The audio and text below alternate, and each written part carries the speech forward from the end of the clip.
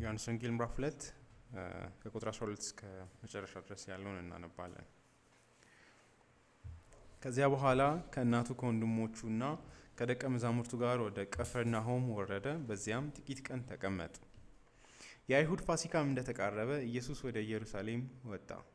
በቤተ መቅደሱ አደባባይ ከብቶችን፣ በጎችና እርግቦችን የሚሸጡ እንዲሁም ተቀምጦ የገንዘብ ምንዛሪ የሚያከናውኑ ሰዎች አገኘ። የገመድ ጅራፍ አበጅቶ በጎችና ከብቶችን ሁሉ ከቤተ መቅደሱ ግቢ አባረረ። የመንዛሪዎችን ገንዘብ በተነ፣ ጠረጴዞቻቸውንም ገለበጠ። እርግብ ሻጮችንም እነዚህን ከዚህ አስወጧቸው፣ የአባቴን ቤት የንግድ ቤት አታድርጉት አላቸው። ደቀ መዛሙርቱም ለቤትህ ያለኝ ቅናት ያቃጥለኛል ተብሎ የተጻፈው ትዝ አላቸው። አይሁድም ይህን ሁሉ ለማድረግ ስልጣን እንዳለህ የሚያረጋግጥ ምን ታምራዊ ምልክት ታሳየናለህ አሉት። ኢየሱስም ይህን ቤተ መቅደስ አፍርሱት፣ እኔም በ3 ቀን መልሼ ያነሳዋለሁ ብሎ መለሰላቸው። አይሁድም ይህን ቤተ መቅደስ ለመስራት 46 ዓመት ፈጅቷል፣ ታዲያ አንተ እንዴት በ3 ቀን መልሰህ ታነሳዋለህ አሉት። ቤተ መቅደስ ሲል ግን ስለ ገዛ ሰውነቱ መናገሩ ነበር። ከሙታንም ከተነሳ በኋላ ደቀ መዛሙርቱ ምን እንደተናገረ አስታወሱ።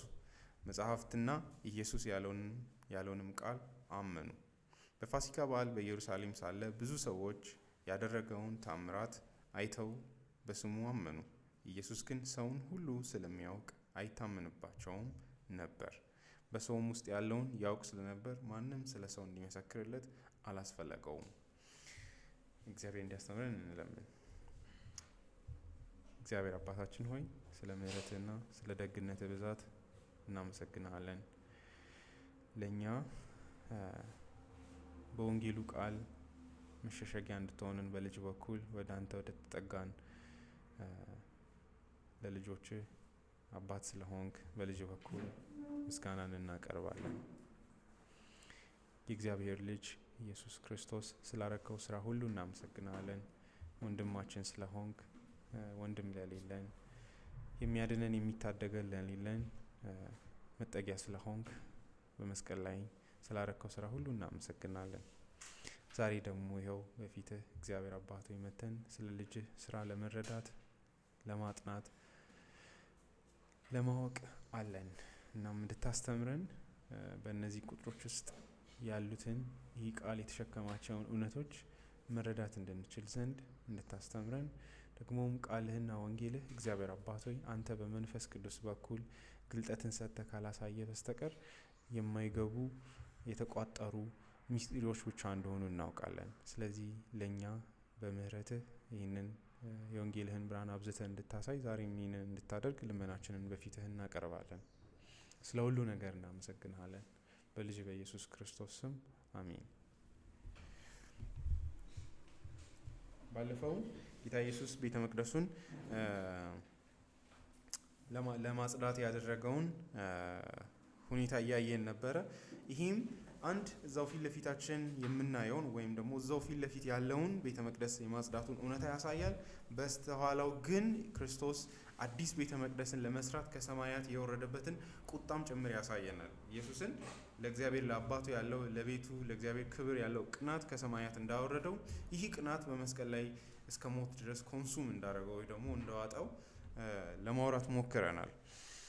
እንግዲህ በዚህም አንድ እያየን ያለነው በጎቹ ከብቶች መውጣታቸው ዝም ብሎ ምንዛሬውን ብቻ ከማስወገድ ባለፈ እነዚህ የብሉይ ኪዳን ስርዓቶች ድነትን የማያመጡ ስርየትን የማያመጡ ስርዓቶች ስለሆኑ እውነተኛው የእግዚአብሔር በግ አሁን መጥቷል የሚልንም የምስራች የተሸከመ ድርጊት ነው። ስለዚህ እውነተኛው መስዋዕት ሊሰዋ ስለሆነ ከእንግዲህ ወዲህ እነዚህ መስዋዕቶች እዚህ ሊቀርቡ ዘንድ አይገባም።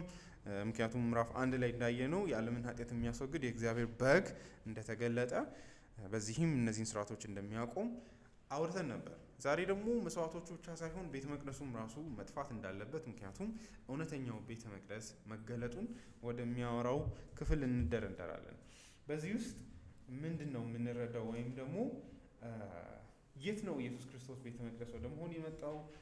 ምን ማለትስ ነው ጌታ ኢየሱስ ክርስቶስ እግዚአብሔርን የምናገኝበት ቤተ መቅደስ ነው? ወይም ደግሞ እዚህ ላይ እንደምትመለከቱት ከቤተ መቅደሱ ጋር ትይዩ አድርጎ ነው ራሱን ያወዳደረው።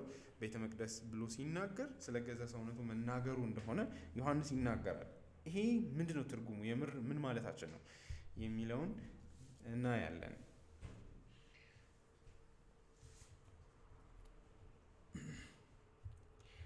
ቁጥር 18 ላይ እንግዲህ አይሁድ ስላደረገው ድርጊት ጥያቄ መጥተው እንዳቀረቡበት እናያለን። አይሁድም ይህን ሁሉ ለማድረግ ስልጣን እንዳለህ የሚያረጋግጥ ምን ታምራዊ ምልክት ታሳየናለህ አሉት። እዚህ ላይ መሳሳት የሌለብን መሲህ ከሆነ እያሉ አይደለም እያሉ ያሉት። እንግዲህ ብሉይ ኪዳን ላይ እንደምታውቁት በመሳፍንት ዘመን ነቢያቶች ሲመጡ ስልጣናዊ በሆነ መንገድ ድርጊቶችን እንደሚያደርጉ እናውቃለን እና እንደ ሙሴ ለመምራትም ከሆነ እግዚአብሔር መልእክት ካለው በታምራቶች ወይ በምልክቶች አንዳች በሆነ በተለየ ነገር ያንን እንደሚሰጥ በዛም ላይ ተመስርተው ያንን ስልጣን ህዝቡ ላይ እንደሚያገኙ እናውቃለን እና ያንኑ መርህ አምጥተው አንተም የተለየ አንዳች የሆነ አገልግሎት ከተሰጠህ ያንን የሚያረጋግጥልንን የተለየ ምልክት አሳየንና ከዛ በኋላ እናወራለን አይነት ነገር ነው የሚመስለው። ይህንን ስልጣን የሰጠህ ይህንን የማደስን እንደዚህ የማባረርን እንደዚህ ስርዓቶችን ለመቀየር ያህል ድፍረት የሰጠህ ወይም ደግሞ ስልጣን ከየት ነው የወሰድከው? በእግዚአብሔር ቤተ መቅደስ ላይ ስልጣን እንደዚህ እንዲኖርህ የሚያደርገው ምክንያት ምንድን ነው የሚል ጥያቄን ያቀረቡለት። እዚህ ላይ እንግዲህ አይሁድም ሲል ማንን ነው እያለ ያለው ዮሐንስ? ማለት የአይሁድ ህዝብ ነው የጠየቀው?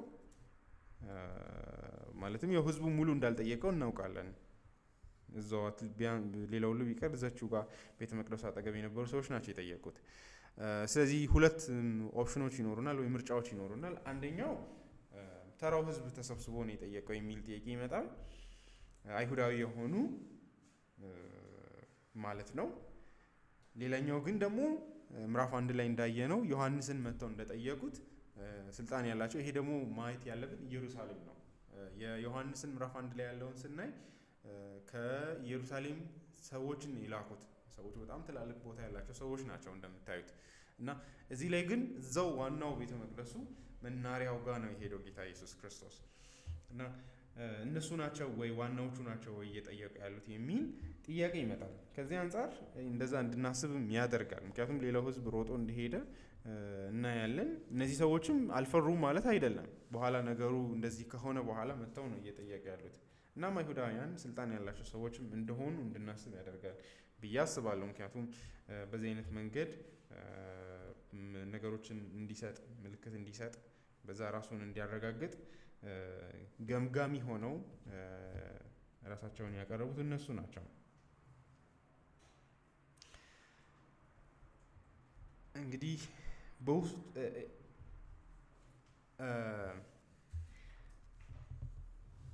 እዚህ ጋር መልሱ ጋር ከመሄዳችን በፊት ጌታ ኢየሱስ ወደሚመልሰው መልስ ከመሄዳችን በፊት ለዚህ ድርጊት ለምንድነው ምልክት ያስፈለገው? ምንድነው ልባቸው ላይ ያለው?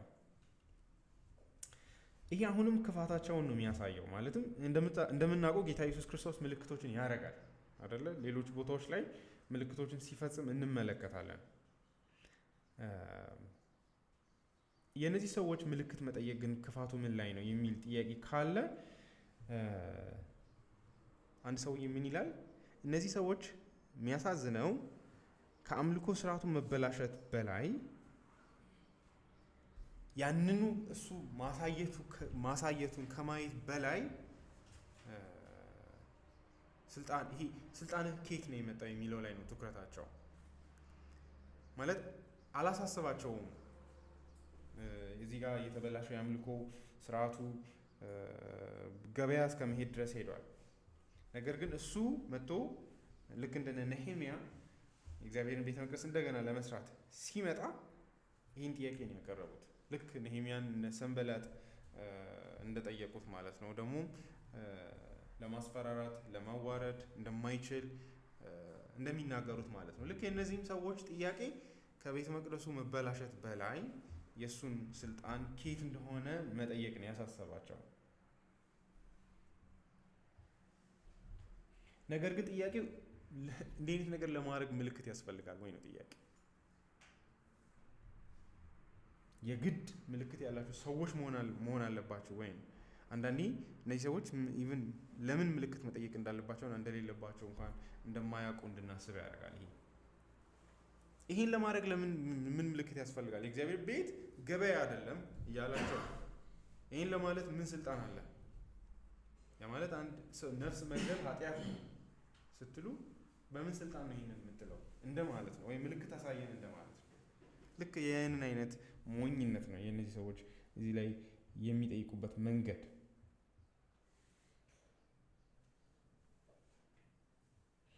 ነገር ግን እንግዲህ ቅድም እንዳልነው ምልክቶችን የቴዎሎጂካል አንደርስታንዲንጋቸው መሰረታዊ ነገር ነው። እግዚአብሔር ሰዎችን ወይ አገልጋዮችን ሲልክ ምልክቶችን ይሰጣል የሚል ድምዳሜ ያላቸው።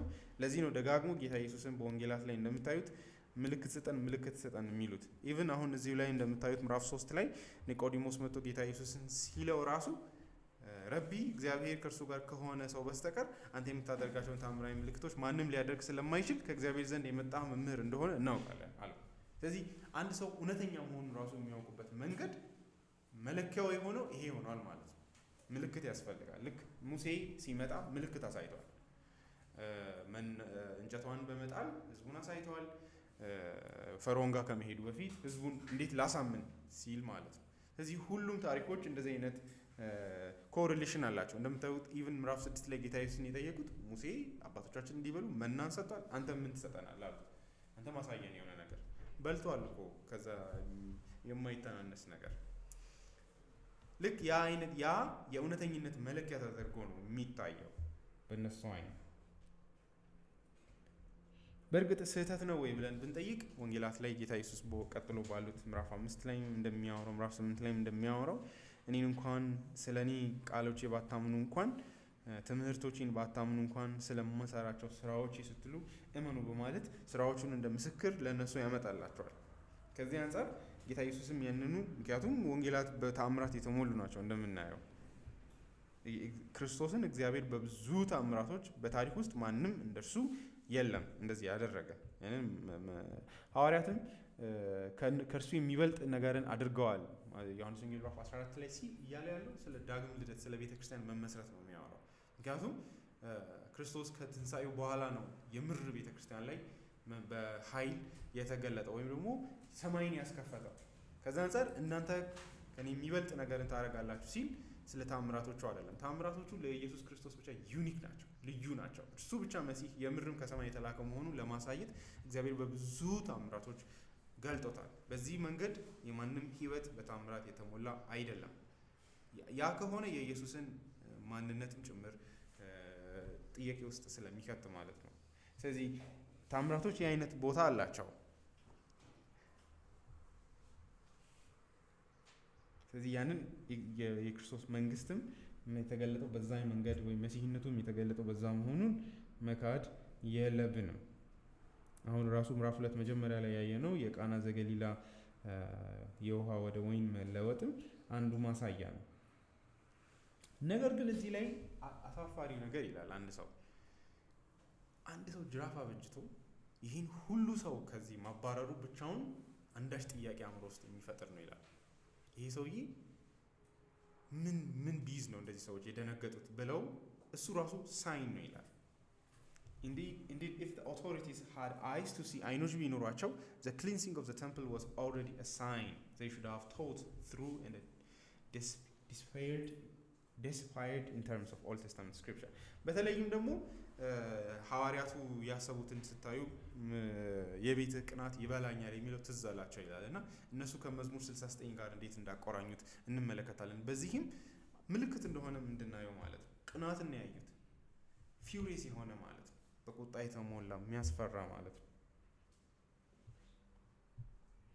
ባለፈውም እያየን እንደነበረው ጅራፉ አይደለም። አንድ ሰው በጣም ቀላል ነው ለመያዝ፣ እጆቹን ለመያዝ አይከብድም። እጁ ላይ የያዘው ጅራፍ አይደለም እነዚህን ሰዎች እንዲወጡ ወይም እንዲሸሹ ያደረገው አንዳች መለኮታዊ የሆነ ኃይል ስለነበረ።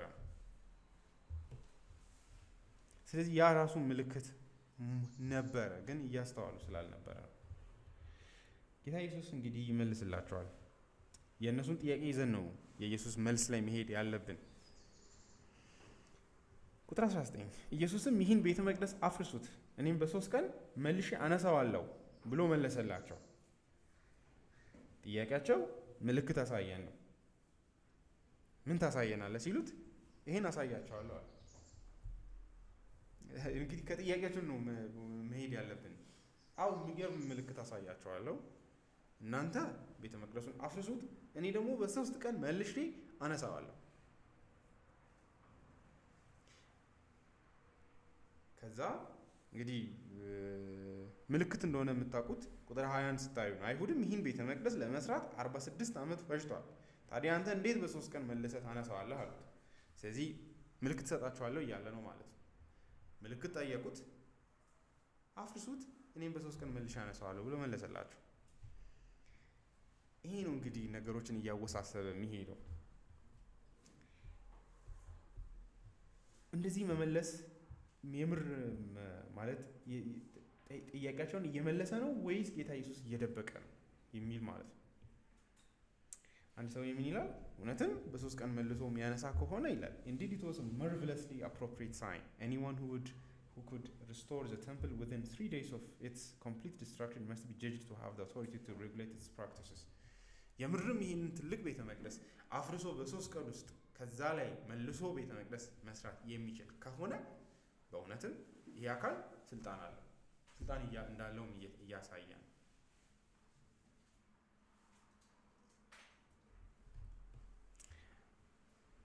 እንግዲህ እኛ ኦልሬዲ ታሪኩን እንደሚያክሰው አስበን እናንብበው። ማለትም ከታች ቤተ መቅደሱ ምን ማለት እንደሆነ እናውቃለን። ስለዚህ መልሰን ከላይ ያለውን ይህንን እያሰብን እንሂድ።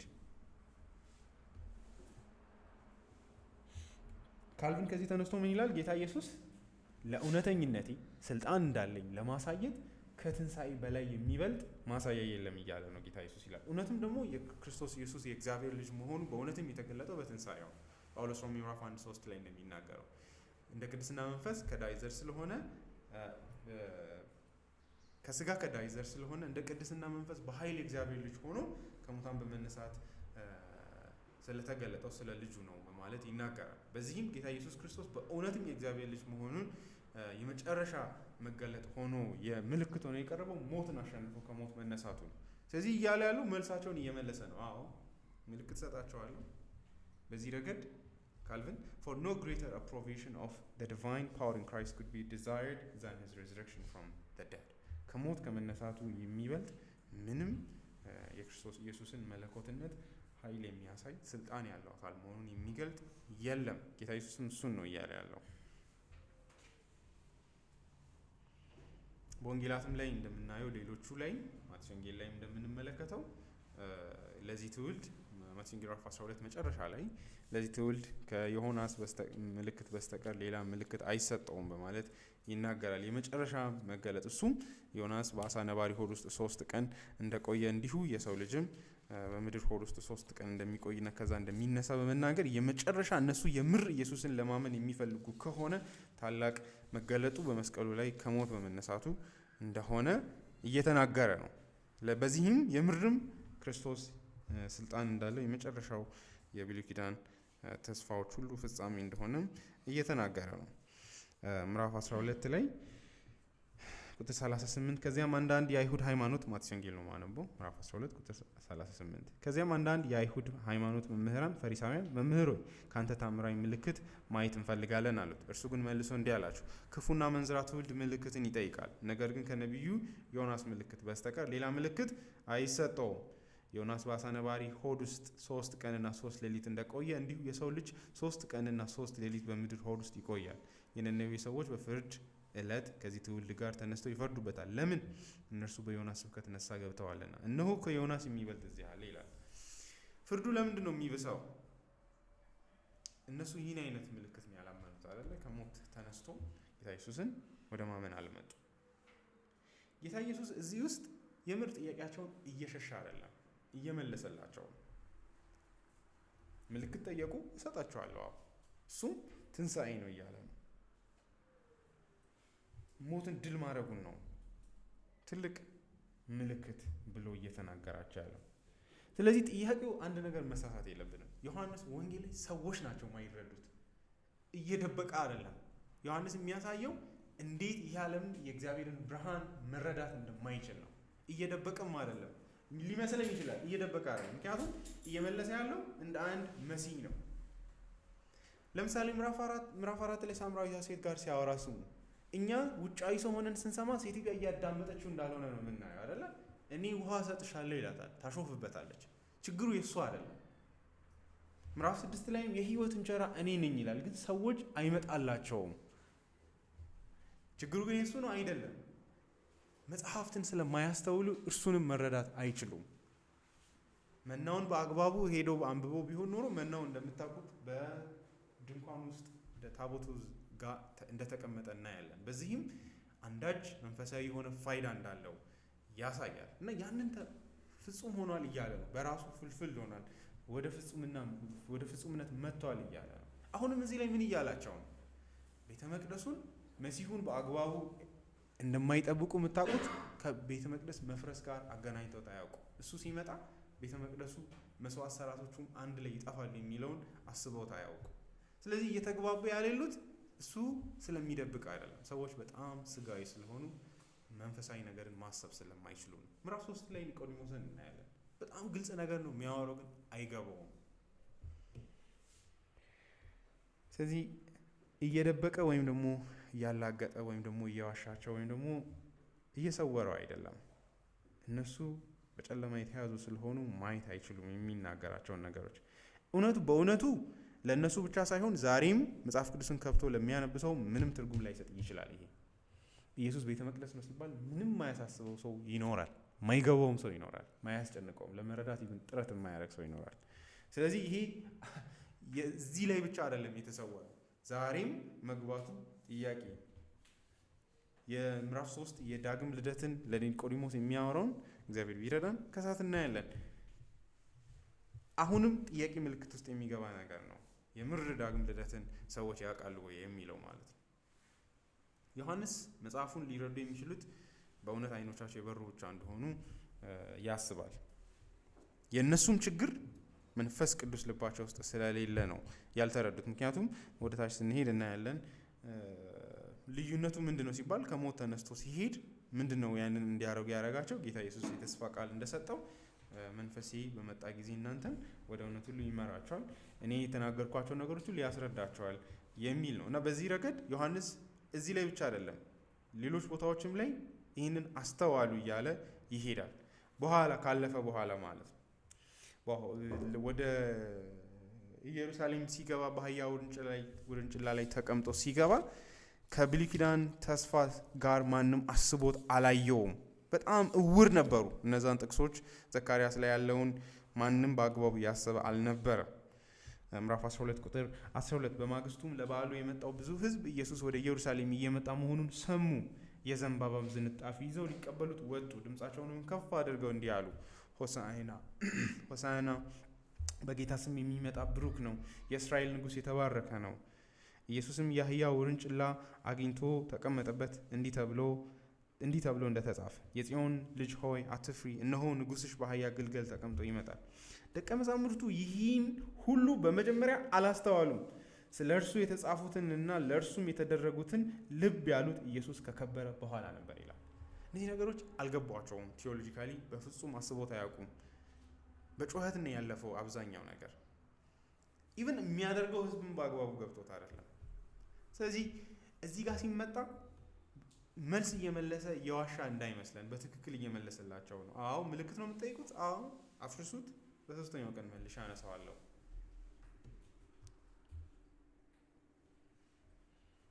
እያለ ያለው ሰውነቴን አፍርሱት ብቻ አይደለም፣ አዲስ ቤተ መቅደስ ልገነባም ነው እያለ ነው።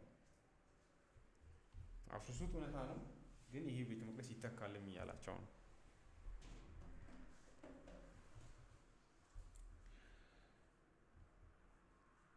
እዚህ ላይ እንግዲህ ከታች ያለውን ጌታ ኢየሱስ ስለ ራሱ ሰውነት ነው የሚያወራው፣ ማለትም ስለ ስጋው ነው የሚያወራው ብለን ካሰብን ለምንድን ነው መልሼ አነሳዋለሁ የሚለው? ማለትም ሌሎች ቦታዎች ላይ እግዚአብሔር አብ ከሙታን ጌታ ኢየሱስን እንዳስነሳው አይደለ? ከሙታን ባስነሳው ገላትያ ላይ ራሱ መግቢያው ላይ እግዚአብሔር አብ ክርስቶስን ከሙታን እንዳስነሳ ነው ጳውሎስ በመናገር መልእክቱን የጀመረው እና ማን ያስነሳው ጌታ ኢየሱስን? እግዚአብሔር አብ ነው ወይስ ራሱን ነው ጌታ ኢየሱስ ያስነሳ የሚል ጥያቄ ሊመጣብን ይችላል።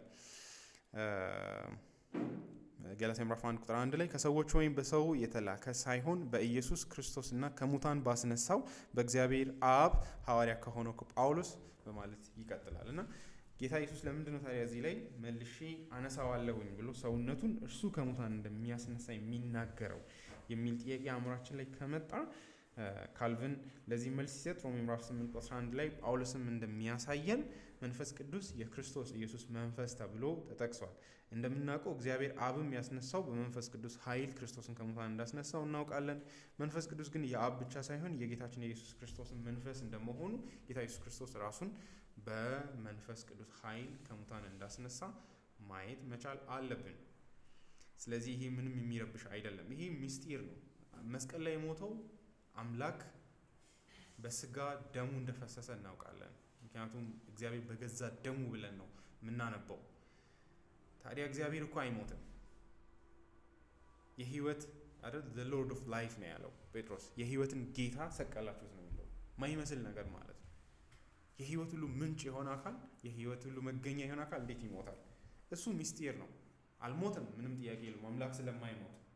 ነገር ግን ደግሞ የመስቀሉን የክርስቶስን የሞቱን ፋይዳ ከዛ አሳንሰን ደግሞ አናይም። እዛ ጋር ቆመን ዝም ብለን ብቻ ነው ማለፍ ያለብን። በዚህ ረገድ ከሙታን ያስነሳው ራሱን እርሱ እንደሆነም ለማመን አይከብደንም በመንፈሱ በኩል ማለት ነው። While he makes the spirit the author of the resurrection, he calls him indiscriminately sometimes the spirit of Christ and sometimes the spirit of the Father. ይላል ቁጥር 20 አይሁድም ይህን ቤተ መቅደስ ለመስራት 46 ዓመት ፈጅተዋል። ታዲያ አንተ እንዴት በ3 ቀን መልሰህ ታነሳዋለህ አሉት። ይሄ እንግዲህ ሪደንደንትሊ በድግግሞሽ በዮሐንስ ወንጌል የሚፈጸም ጥያቄ ነው። ዮሐንስ ዳግም ልደት የሌላቸው ሰዎች እንዴት የእግዚአብሔርን ስራዎች እንደማይረዱ ደጋግሞ ያሳየናል። ምዕራፍ 3 ላይ ወደ እናቴ ሆድ ተመልሼ እሄዳለሁ ወይ ብሎ ኒቆዲሞስ ይጠይቃል። ሳምራዊቷ ሴት የውሃ መቅጃ የለህም በምን ትቀዳለህ ብላ ታላግጥበታለች። ምዕራፍ 6 ላይ መና ሲላቸው አይረዱትም። ታዲያ ይሄ አለመረዳት ከየት የመጣ ነው? ወር ደግሞ ምዕራፍ 8 ላይ እኔ ከአብርሃም በፊት ነበርኩ ሲባል አንተ 50 ዓመት ያልሞላህ እንዴት ከአብርሃም በፊት ነበርኩ ትላለህ ሲሉ እነዚህ ጥያቄዎች ሁሉም ኢየሱስ ላይ ሲነሱ እናያለን። ምዕራፍ 4 ላይ ራሱ እኔ የምበላው ሌላ ምግብ አለኝ ሲል ደቀ መዛሙርቱ ኦኬ ይህን ሰውዬ ማን እንደሆነ መጥቶ ምግብ ሰጥቶት ሄዷል ወይ ይላል። እውነቱን ለመናገር ያናዳል። ምክንያቱም ጌታ ኢየሱስ የምር ምሳሌ ስላልሆነ እያወራ ያለው ማለት ግልጽ ነገር ነው እኮ እያወራ ያለው። ሰዎች ለምን እንደማያስተውሉ ማለት አእምሯቸው በጣም በስጋ የተያዘ ስለሆነ እንጀራ ሲባል ዳቦ ብቻ ነው አእምሯቸው የሚያስበው። ያው እኛም ከነዚህ የተሻለን አይደለም። እውነቱን ለመናገር ብንብስ ነው የሚገባን ይመስለናል እንጂ አደጋው እሱ ነው። እንደሚገባን ስናስብ ነው መጥፎ ነገሩ። ምክንያቱም በጣም አእምሮ የሚረብሽ አይነት ዲፕራቪቲ ነው የምናየው። የአእምሮ መሞት ነው የምንመለከተው። ምንም ስታወሩ ሰው ሳይሰማችሁ ሲቀር ሳይረዳችሁ ሲቀር ማለት ነው። ምንም ካፋችሁ የሚወጣው ነገር ሁሉ ዓለም ባውንስ እያደረገ ሲመለስ እየተፈናጠረ ወደ ኋላ ሲመለስ ማለት ነው።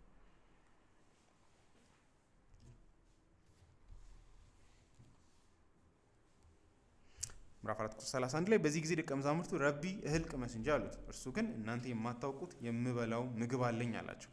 ደቀ መዛሙርቱም ሰው ምግብ አምጥቶለት ይሆን እንዴ ተባባሉ ይላል። ኢየሱስም እንዲህ አላቸው የኔ ምግብ የላከኝን ፈቃድ ማድረግና ስራውን መፈጸም ነው። እናንተ እያለ ይቀጥላል። ይህ የሚያሳየን ሰዎች ምን ያህል ኢየሱስን እንደማይረዱት፣ ብርሃንን እንዴት ሰዎች እንደማይረዱ የብሉይ ኪዳን የተስፋ ቃሎችን ወንጌሎችን የወንጌል ተስፋዎችን ወንጌሎች ስላችሁ ብዙ ማለት አይደለም የተስፋ ቃሎችን ሰዎች እንደማይረዱ ማሳያ ነው። ለዚህ ነው እንደዚህ ጥያቄዎችን የሚያስነሱት ወይም የሚያነሱት። ይህን ቤተ መቅደስ ለመስራት 46 ዓመት ፈጅቷል። ታዲያ አንተ እንዴት በ3 ቀን መልሰህ ታነሳዋለህ አሉት። እነዚህ ሰዎች እንዲህ መተርጎማቸው ችግሩ ከየት የመጣ ነው? ኢየሱስ ነው ነገሮችን ደብቆ እያወራ የሚያስቸግረው ወይስ እነሱ የእግዚአብሔርን ቃል ከማወቅ ስለሚበዝኑ ሰማያዊን ነገር ማሰብ ስለማይችሉ ነው ወይ ብለን ልንጠይቅ እንችላለን። ምንም ጥያቄ የለውም። ጌታ ኢየሱስ ራሱ የተናገረውን ሉቃስ ወንጌል ምዕራፍ 24 ላይ ስንመለከት ሰዎች አእምሯቸው የእግዚአብሔርን ቃሎች እንደማያስተውል ራሱ ነው የሚናገረው። ምዕራፍ 24 ቁጥር 25 ሉቃስ ወንጌል እርሱም እንዲህ አላቸው እናንተ የማታስተውሉ ሰዎች ልባችሁም ነቢያት የተናገሩትን ሁሉ ከማመን የዘገየ ክርስቶስ ይህን መከራ መቀበልና ወደ ክብሩ መግባት አይገባውምን? ከሙሴና ከነቢያት ሁሉ ጀምሮ በቅዱሳት መጻሕፍት ስለ እርሱ የተጻፈውን አስረዳቸው። በኋላ ግን አእምሯቸውን ከፍቶ ወደ ማስተዋል ሲመጡ እንመለከታለን። እና ሰዎች ምን ያህል የእግዚአብሔርን ኢየሱስን ፊት ለፊታቸው ያለውን አይደለም ከኋላ ያሉትን ቅዱሳት መጽሐፍትን ራሱ እንዳላስተዋሉ ነው የምንመለከተው። ለዚህ ነው አለመግባባቱ ከዚህ የሚመጣ ነው።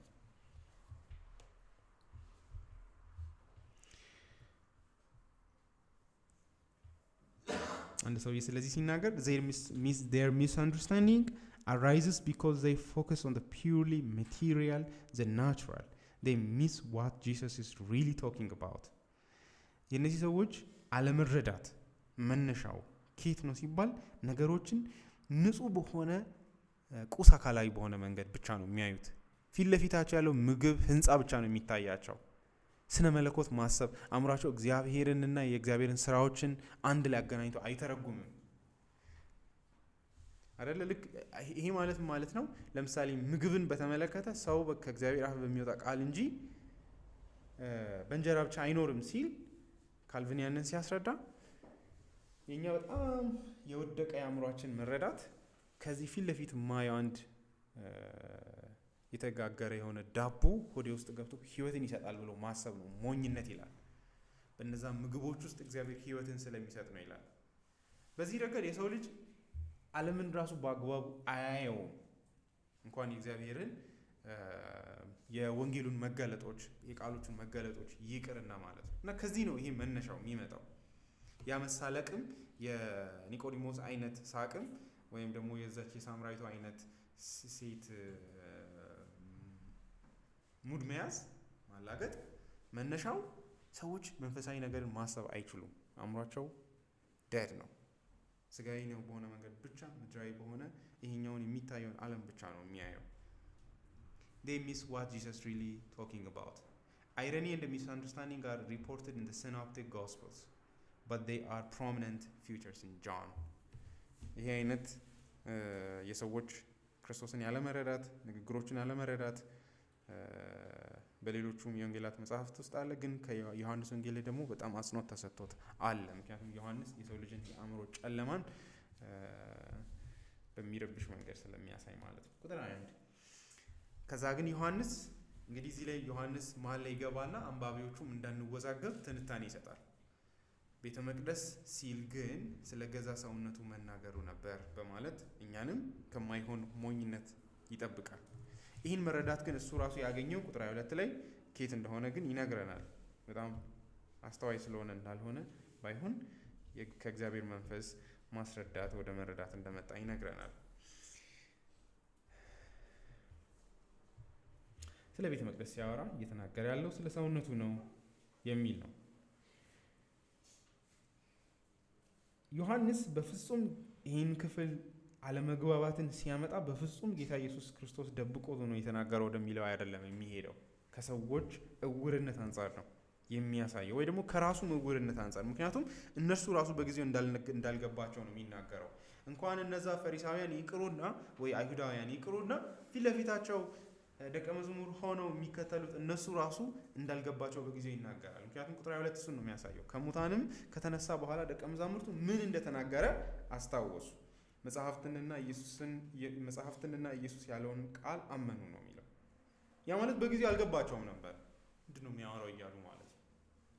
እነሱም እንደተወዛገቡ ነው ያለፉት ብዙ ክስተቶችን ማለት ነው አይደለ? ጌታ ኢየሱስ እንዳለው ነው እኔ አሁን የምነግራችሁ ብዙ አለኝ ግን ልትሸከሙ አትችሉ። የሚያሳየን ሰዎች ምን ያህል መንፈሳዊ ነገርን ለመረዳት ሰነፍ እንደሆኑና ከጥፋት በታች እንዳሉ። ይህንን ደግሞ ሐዋርያቱ ላይ ጭምር እንመለከታለን እንዳልገባቸው በጊዜው ማለት ነው። በኋላ መንፈስ ቅዱስ ሲመጣ ነው በእውነተኛ ብርሃን ነገሮችን እንዲያዩ ያደረጋቸው። ጌታ ኢየሱስ በዚህ አይነት አለመረዳት ነው እድሜውን ያሳለፈው ማለት ነው። የሚያወራው ነገር ብዙ እንደማይገባቸው እያወቀ ግን መንፈስ ቅዱስ በኋላ መጥቶ እንደሚያስተምር እያሰበን ያስተማረው እና ሐዘን ያልተለየው ነበር የሚለውን የኢሳይያስ ምዕራፍ 53ን ሊገባን ይችላል ብዬ አስባለሁ። ኮምፕሊት በሆነ ሎንሊነስ የሚኖር ሰው እንደሆነም እንድናየውም ያደርገናል። ከትውልዱ መካከል የሚያስተውል የሚረዳው እንዳልነበረ ማለት ነው የሚያወራውን ነገር። እንደማይግባባ ማለት ነው። ዮሐንስ እሱን ያሳየናል። ዛሬ ባንደርስበትም ምዕራፍ 3 ወደ መጨረሻዎቹ ይሄ ችግር ከየት እንደሚመጣ ይናገራል። ፍርዱም ይሄ ነው። ምዕራፍ 3:19 ብርሃን ወደ ዓለም መጣ፣ ሰዎች ግን ስራቸው ክፉ ስለነበር ከብርሃን ይልቅ ጨለማን ወደዱ። ክፉ የሚያደርግ ሁሉ ብርሃንን ይጠላል፣ አድራጎቱም እንዳይገለጥበት ወደ ብርሃን አይመጣም ይላል። ስለዚህ ጨለማ የተያዙ ከመሆኑ የተነሳ ነው ይሄ አለመረዳት። ምክንያቱም ምዕራፍ 3 ላይ መግቢያ ላይ ኒቆዲሞስንም እንደምናየው በሌሊት እንደመጣ ብዙዎች በእርግጥ ያ ከጨለማ ጋር የተያያዘ አይደለም ይላሉ። ግን ዮሐንስ ጨለማን እንደ አንድ ከክፋት ጋር አገናኝቶ ነው የሚያሳየው። ምክንያቱም ልክ ይሁዳም ትቶ ሲሄድ በሌሊት በጨለማ ጥሎ እንደወጣ በማሳየት ከሰይጣን ጋር ከጨለማ ስራ ጋር ያገናኛል፣ ከጥፋት ጋር ያገናኘዋል። እና ከዚህ የተነሳ ነው ሰዎቹ ኢየሱስን የማይረዱ የነበሩት። በዚህ ረገድ እነዚህ ሰዎች በትክክል መጽሐፍትን ቢያስተውሉ ኖሮ ደንግጠው ነበረ ፊት ለፊቱ የሚንበረከኩት እያለ ያለውን ነገር ቢያስተውሉ ኖሮ ማለት ነው። ምክንያቱም እያለ ያለው ያ ግርማዊ የሆነው ቤተ መቅደስ የሚገነባ እንደ ነህምያ ውጫዊ የሆነ ቤተ መቅደስ የሚገነባ አካል አይደለም፣ ራሱ ቤተ መቅደስ የሚገነባ መሲህ መጥቷል የሚል ነው። መሲህ ነኝም ነው ንግግሩ። ግን አእምሯቸው አስቦት አያውቅም። ያንን ቤተ መቅደሱ ላይ እየገነቡ እንደሚኖሩ ነው የሚያስቡት። አልገባቸውም። ወንጌል ያልገባቸው ነበሩ። በዚህ ረገድ ቤተ መቅደሱ ራሱ ምሳሌ እንደሆኑ ከመገንዘብ የጎደሉ ማለት ነው። ባለፈው እንግዲህ ምዕራፍ 1 ላይ ኢየሱስ በግ ነው ብለን አልፈን ነበር። አሁን እዚህ ላይ ሲመጣ ደግሞ ቤተ መቅደስ ነው ተብሎ እያየን ነው። እንግዲህ ምዕራፍ እዚህ ላይ ራሱ እንደምንመለከተው መስዋዕቶቹ እግዚአብሔርን ደስ እንደማያሰኙ እግዚአብሔርን ደስ እንዳላሰኙትም እናውቃለን፣ እናያለን። ከዚህም የተነሳ እውነተኛውን መስዋዕት ሊያቀርብ ጌታ ኢየሱስ ክርስቶስ እውነተኛ ቤተ መቅደስ ሆኖ እንደተገለጠ ነው ዮሐንስ የሚያሳየን። ስለዚህ በግ ነው እንላለን። ስለዚህ በጎቹ ምሳሌ ነበሩ፣ የብሉይ ኪዳን በጎች። አሁን እውነተኛው ምሳሌው ፍጹም የሆነበት በግ መጥቷል። እሱኑ ካልን ቤተ መቅደሱ ምሳሌ ነበር፣ አሁን ለቤተ መቅደሱ መጨረሻው ደርሷል። ምክንያቱም እውነተኛ ቤተ መቅደስ መጥቷልና። የዕብራውያን ጸሐፊ ከመዝሙር መጽሐፍ በመውሰድ ስለ ኢየሱስ ክርስቶስ መገለጥ ስለ ስጋው ይናገራል። ምዕራፍ 10 ቁጥር 1 ሕጉ ወደፊት ለሚመጡት መልካም ነገሮች ጥላ ነው እንጂ እውነተኛ አካል አይደለም። ስለዚህ በየዓመቱ ዘወትር ያለማቋረጥ የሚቀርበው ተደጋጋሚ መስዋዕት ለአምልኮ የሚቀርቡትን ሰዎች ፍጹም ሊያደርጋቸው ከቶ አይችልም። ፍጹም ሊያደርጋቸው ቢችል ኖሮ መስዋዕት ማቅረቡን ይተውት አልነበረምን? ደግሞም ለአምልኮ የሚቀርቡት ሰዎች ለአንዴና ለመጨረሻ ጊዜ ስለሚነጹ በሕሊናቸው ኃጢአተኝነት ባልተሰማቸውም ነበር። ነገር ግን እነዚህ መስዋዕቶች በየዓመቱ ኃጢአትን የሚያስታውሱ ናቸው። ምክንያቱም የኮርማዎችና የፍየሎች ደም ኃጢአትን ማስወገድ አይችልም። ስለዚህ ምንድን ነው የሆነው? ቁጥር 5 ስለዚህ ክርስቶስ ወደ ዓለም በመጣ ጊዜ እንዲህ ብለዋል። ኢየሱስ ነው እንግዲህ የሚናገረው። ይህንን ከመዝሙር መጽሐፍ በመውሰድ ነው ጸሐፊው ይህንን የሚያስረዳን። መስዋዕትንና መባን አልፈለግህም፣ ስጋን ግን አዘጋጀህልኝ። መዝሙር 45 ነው ይሄ። መስዋዕትንና መባን አልፈለግህም፣ ስጋን ግን አዘጋጀህልኝ። በሚቃጠል መስዋዕትና ለኃጢአት በሚቀርብ መስዋዕት ደስ አልተሰኘህም። በዚያን ጊዜ እንዲህ አሉ፣ ስለ እኔ በመጽሐፍ እንደተጻፈ አምላክ ሆይ እነሆኝ ፈቃድን ለማድረግ መጥቻለሁ ይላል። ስለዚህ እዚህ ጋር ምንድን ነው የምናየው? መስዋዕቶቹ እግዚአብሔርን ደስ እንዳላሰኙት፣ ከዚህ የተነሳ አሁን እውነተኛው በግ እንደመጣ ነው። ጥያቄው ግን የት ነው ይሄ በግ የሚቀርበው? የት ነው መስዋዕቱ ይሄ የሚቀርበው የሚል ጥያቄ ይመጣል። ቤተ መቅደስ ውስጥ ነው? እስራኤል ቤተ መቅደስ ውስጥ ነው የሚያልፈው የሚሰዋው? ወይስ ቤተ መቅደሱም ሌላ ቤተ መቅደስ ያስፈልጋል የሚል ጥያቄ ይመጣል። ምክንያቱም ቤተ መቅደሱ ራሱ ምሳሌ ስለሆነ። እንግዲህ እንደምናውቀው ቤተ መቅደስ ከእግዚአብሔር ጋር መገናኛ ቦታ አይደለም፣ የመገናኛ ቦታ ምሳሌ ነው። ምክንያቱም እግዚአብሔር ሰለሞን ራሱ አንደኛ ነገሥት ምዕራፍ 8 ላይ እንዳለው እግዚአብሔር በዚህ ሰው በሰራው ሕንፃ ውስጥ እንደማይኖር እናውቃለን። ምክንያቱም አይሆንም። ምክንያቱም ሰማይ መቀመጫው፣ ምድር የእግሩ መርገጫ ነው። እግዚአብሔር በአንዲት ቤት ውስጥ አይኖርም። እሱ እውነት አለ። ያ እውነት በሆነበት በፍጹም ስለዚህ ቤተ መቅደስ ያንን ይሰጠናል ብለን ማሰብ የለብንም። ምሳሌ ሆኖ ብቻ ነው የኖረው ማለት ነው። እግዚአብሔር ተስፋን እየሰጠ ነው። ልክ ሰለሞን እንደ ካልቪን ይላል እውነተኛው ሰለሞን ጌታችን ኢየሱስ ክርስቶስ እውነተኛውን ቤተ መቅደስ የሰራ ማለት ነው። በዚህም ተፈጻሚነቱ በክርስቶስ ኢየሱስ እንደሆነም ነው ለዳዊት ራሱ የተነገረው። ሁለት ትዊስትር ነው እዛ ላይ ማየት ያለብን። ለዳዊት ልጅህ ሰለሞን ቤት ይሰራልኛል። በውስጡ ግን እውነተኛው ልጅህ እስራኤል ኢየሱስ ክርስቶስ እውነተኛው የዳዊት ልጅ ሮሜ ላይ ጳውሎስ እንደሚናገረው ይህ ልጅ ነው ቤተ መቅደስ የሚሰራልኝ የሚል መልእክትም ነው በውስጡ የተሸከመው። ስለዚህ እውነታው እዛ ላይ ብቻ አያበቃም። ስለዚህ ቤተ መቅደሱ የሰለሞን ራሱ ምሳሌ ነበር እንጂ እግዚአብሔር በእውነት የሚገኝበት ማለትም እግዚአብሔር ራሱን በኪዳን እዛ ቦታ ላይ አስገኝቷል። ግን የሚሻል ፍጹም የሆነ መገኘት ግን አይደለም።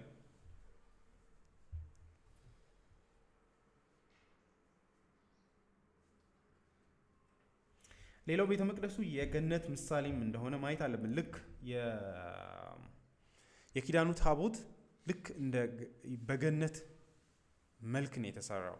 የኪሩቤል መላእክት ሁለቱ አሉ ከፊት፣ ከዛ ሕጉ ከኋላ አለ፣ የመክደኛው ስርየት መክደኛው አለ እና እሱን ስለዚህ አክሰስ የምታደርጉት ልክ ዘፍጥረት ምዕራፍ 3 ላይ ደግሞ ምን እናያለን? የሚገለባበት የኪሩቤል ሰይፍ እና ኪሩቤል እዛ ቦታ ላይ እንደቆሙ እንመለከታለን። እና የእግዚአብሔር የመገኛ ምሳሌ ነው። ከእግዚአብሔር ጋር ህብረት የማድረግ ምሳሌ ነበር። ከዛ ነው አዳምና ሔዋን እንደተቋረጡ ምናየው። እናም አሁንም የዕብራውያን ጸሐፊ እንደሚናገረው ከእግዚአብሔር ጋር የሚሻል የአምልኮ ስርዓት እንደሌለ ነው የሚያሳየው። የቤተ መቅደሱ ስርዓት ራሱ ማለት ነው። እግዚአብሔር ራሱን ሰውሮ እንደተቀመጠ በቅድስተ ቅዱሳን አንድ ሰው ብቻ በዓመት አንድ ጊዜ ነው የሚገባው። እግዚአብሔር በዚህ የሚያሳየው አሁንም አክሰስ እንደማይደረግ በእውነተኛ መንገድ እግዚአብሔር ራሱን ለሕዝቡ እየሰጠ እንዳልሆነ ነው የሚያሳየው። እዛ ላይ ቆሞ ነው የዕብራውያን ጸሐፊ መንፈስ ቅዱስ የሚሻል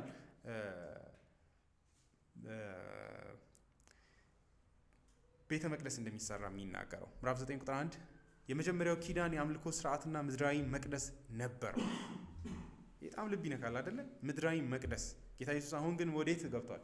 ቤተ መቅደስ ማለት ያው እዚህ ላይ እንደምታዩት ነው ቤተ መቅደስ። እሱ ግን ወደ ሰማያዊቷ ቤተ መቅደስ ወደ ላይ እንደወጣ ይናገራል። ምክንያቱም እውነተኛው ቤተ መቅደስ ውስጥ በክርስቶስ ኢየሱስ ስራ ወደ ላይ እንደገባን ለማሳየት ማለት ነው። ስለዚህ ቤተ መቅደሱ ምሳሌ መሆኑን ማየት አለብን። ልክ እነዚህ የአምልኮ ስርዓቶቹ ምድራዊ እንደሆኑት ሁሉ ቤተ መቅደሱ ምድራዊ ነው።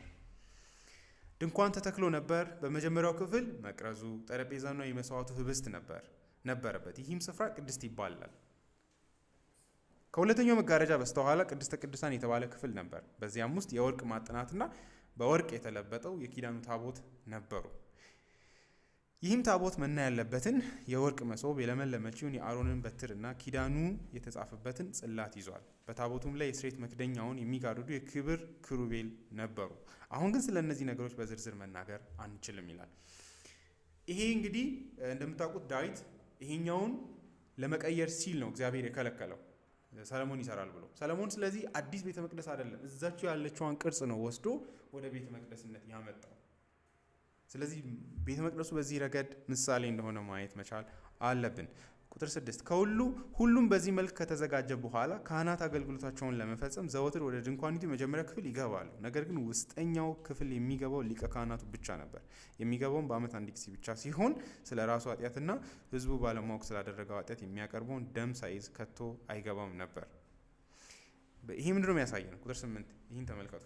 የመጀመሪያዊቱ ድንኳን ቆማ እስካለች ድረስ ወደ ቅድስተ ቅዱሳን የሚወስደው መንገድ ገና እንዳልተገለጠ መንፈስ ቅዱስ ያሳያል። አሁን ግን ምን ሆኗል? በጌታችን በኢየሱስ ክርስቶስ ተገልጧል። ቁጥር 9 ይህም ለአሁኑ ዘመን ምሳሌ ሲሆን፣ ጌታ ኢየሱስ ክርስቶስ ለተገለጠበት ዘመን ምሳሌ ሲሆን፣ የኢየሱስ ክርስቶስ ምንድን ነው? ሪያሊቲ ነው፣ እውነታ ነው። የበፊቱ ግን ምን ነበር? ምሳሌ ነበር። የሚቀርቡትም መባና መስዋዕት የሚያመልከውን ሰው ሕሊና ፍጹም ሊያደርጉ አልቻሉም። እነዚህ ሁሉ አዲሱ ስርዓት እስኪመጣ ድረስ የሚደረጉ የምግብና የመጠጥ እንዲሁም የተለያዩ የመንጻት ስርዓቶች ብቻ ናቸው። አሁን ግን ምንድን ነው የሆነው? ምዕራፉ መጨረሻ ላይ 9 ላይ ወደ መጨረሻዎቹ ሲሄድ እንደዚህ ብሎ ይዘጋል። ቁጥር 3 እንግዲህ የሰማያዊ ነገሮች ምሳሌ የሆኑት በእነዚህ ነገሮች ሊነጹ የግድ ነበር። በሰማይ ያሉት ነገሮች ግን ከዚህ በሚበልጥ መስዋዕት ይነጻሉ።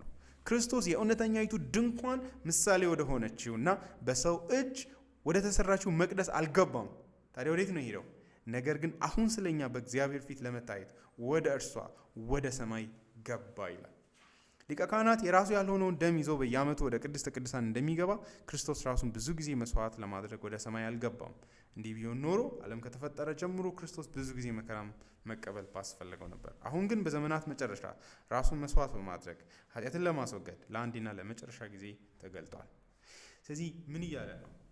ቤተ መቅደሱን ራሱ እዚህ ጋር ነው እንግዲህ ትዊስቱ። ስርዓቶቹ በሙሉ እንደተወገዱት ሁሉ ቤተ መቅደሱን ዋጋውን አጥተዋል። ለምን? ክርስቶስ እኛን ወደ እውነተኛው ቤተ መቅደስ ወደ ሰማይ ስላስገባን። ወደ ሰማይ ስላስገባን ስንል ግን ክርስቶስ እኛን ይዞ ወደ ሰማይ ገባ ብቻ አይደለም የምንለው፣ እግዚአብሔርን በስጋው ሰውነት በኩል ወደ እኛ አምጥቷል ነው እያልን ያለ ነው። በስጋው ሰውነት በኩል እግዚአብሔር በዚህ ቤተ መቅደስ በኩል አለ። ምዕራፍ 10 መጨረሻ ላይ ያንን በመናገር ነው የሚደመድመው። ምዕራፍ 10 ቁጥር 19 ተመልከቱ።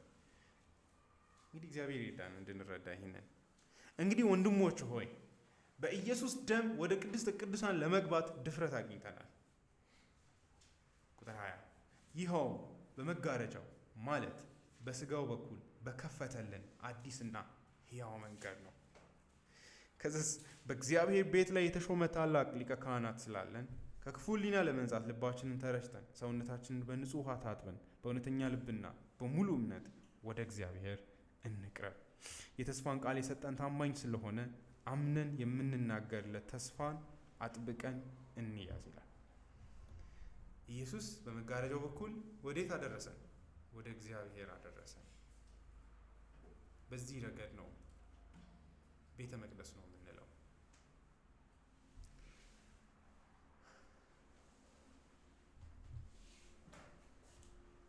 የእግዚአብሔር ማደሪያ ነው። ጌታ ኢየሱስ ወደ እግዚአብሔር ቤት ያስገባናል ብቻ ሳይሆን እሱ ራሱ የእግዚአብሔር ማደሪያ ነው። ከዚህ አንጻር እንግዲህ ቤተ መቅደስ የእግዚአብሔር የመገኛ ቦታ ምሳሌ ነበር፣ የገነት ምሳሌ ነበር። የመጀመሪያው የሰው ልጅ ከውድቀቱ በፊት የነበረው ሕይወቱ በእግዚአብሔር መገኘት የተኖረ ሕይወት ነበር። ነገር ግን ያው ራሱ እውነቱን ለመናገር እንዴት እንደምለው አላውቅም፣ እስካቶሎጂካል የሆነ ሕይወት አልነበረም። የመጀመሪያው ራሱ ወደ ፍጹም ሕይወት አዳም ኪዳኑን በመፈጸም እንዲያስገባን ነበር የታለመው። ነገር ግን ካልቪን እንደሚለው ከሆነ አንድ ጊዜም እዚህ እንዳነበብኩላችሁ አዳም ራሱ ይህንን ትእዛዝ ቢታዘዝ ወደዚህ ሕይወት ያመጣናል የሚለው ጥያቄ አይመለስም ይላል ካልቪን። ምክንያቱም እግዚአብሔር ከኛ በማንነቱ የራቀ አምላክ ነው። ምንም እግዚአብሔር በሌሎች መንገዶች ቢቀርበን ራሱ መቅረቡ አለመቅረብ ነው ይላል። አት ዘ ኤንድ ኦፍ ዘ ዴይ እግዚአብሔር ቃልም ስጋ ካልሆነ ተስፋ የለንም ይላል። ይሄ ትልቅ የወንጌል እውነት ነው የሚለው። አሁን ቤተ መቅደስ አለን እግዚአብሔርን፣ ምክንያቱም መንፈስ ነው እግዚአብሔር፣ የማይደረስ የማይዳሰስ አምላክ ነው። ሊቀረብ በማይችል ብርሃን ውስጥ ይኖራል። ተስፋ የለንም እግዚአብሔርን ለዘላለም የማየት ራሱ። በዚህ ረገድ እግዚአብሔርን መቅረብም በቃ ቀረብን ከተባለ በፍጥረት ውስጥ ማየት ነው የሚሆነው። ይሄ አያረካም አይደለ? ፍጥረት የእግዚአብሔርን ክብር ያሳያል፣ መልካምነቱን ያሳያል። ግን በዚህ አርፈን እንኑር ካልን ይሄ እግዚአብሔርን ሰልፍ ኢሜጅ አያደርግም። ፍጥረት እንደርሱነቱ እግዚአብሔርን አያሳየው። አሁን በወንጌሉ በኩል በክርስቶስ በኩል በስጋ እናየዋለን።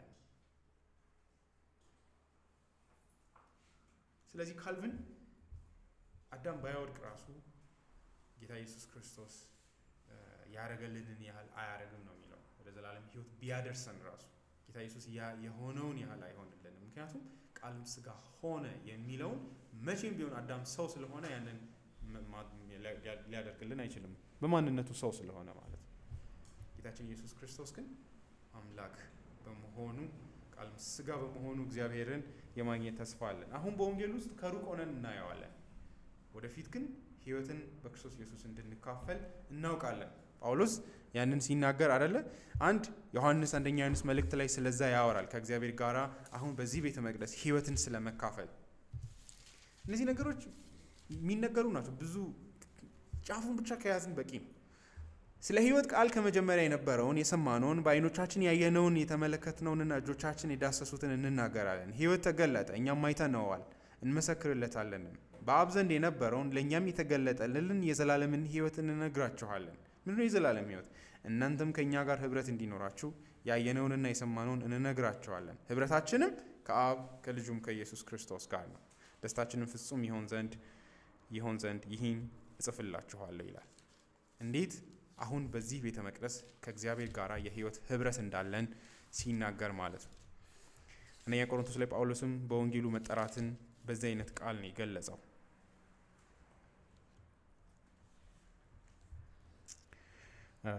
ወደ ልጁ አንደኛ ቆሮንቶስ ምዕራፍ 1:9 ወደ ልጁ ወደ ጌታችን ኢየሱስ ክርስቶስ ኅብረት የጠራችሁ እግዚአብሔር የታመነ ነው ይላል።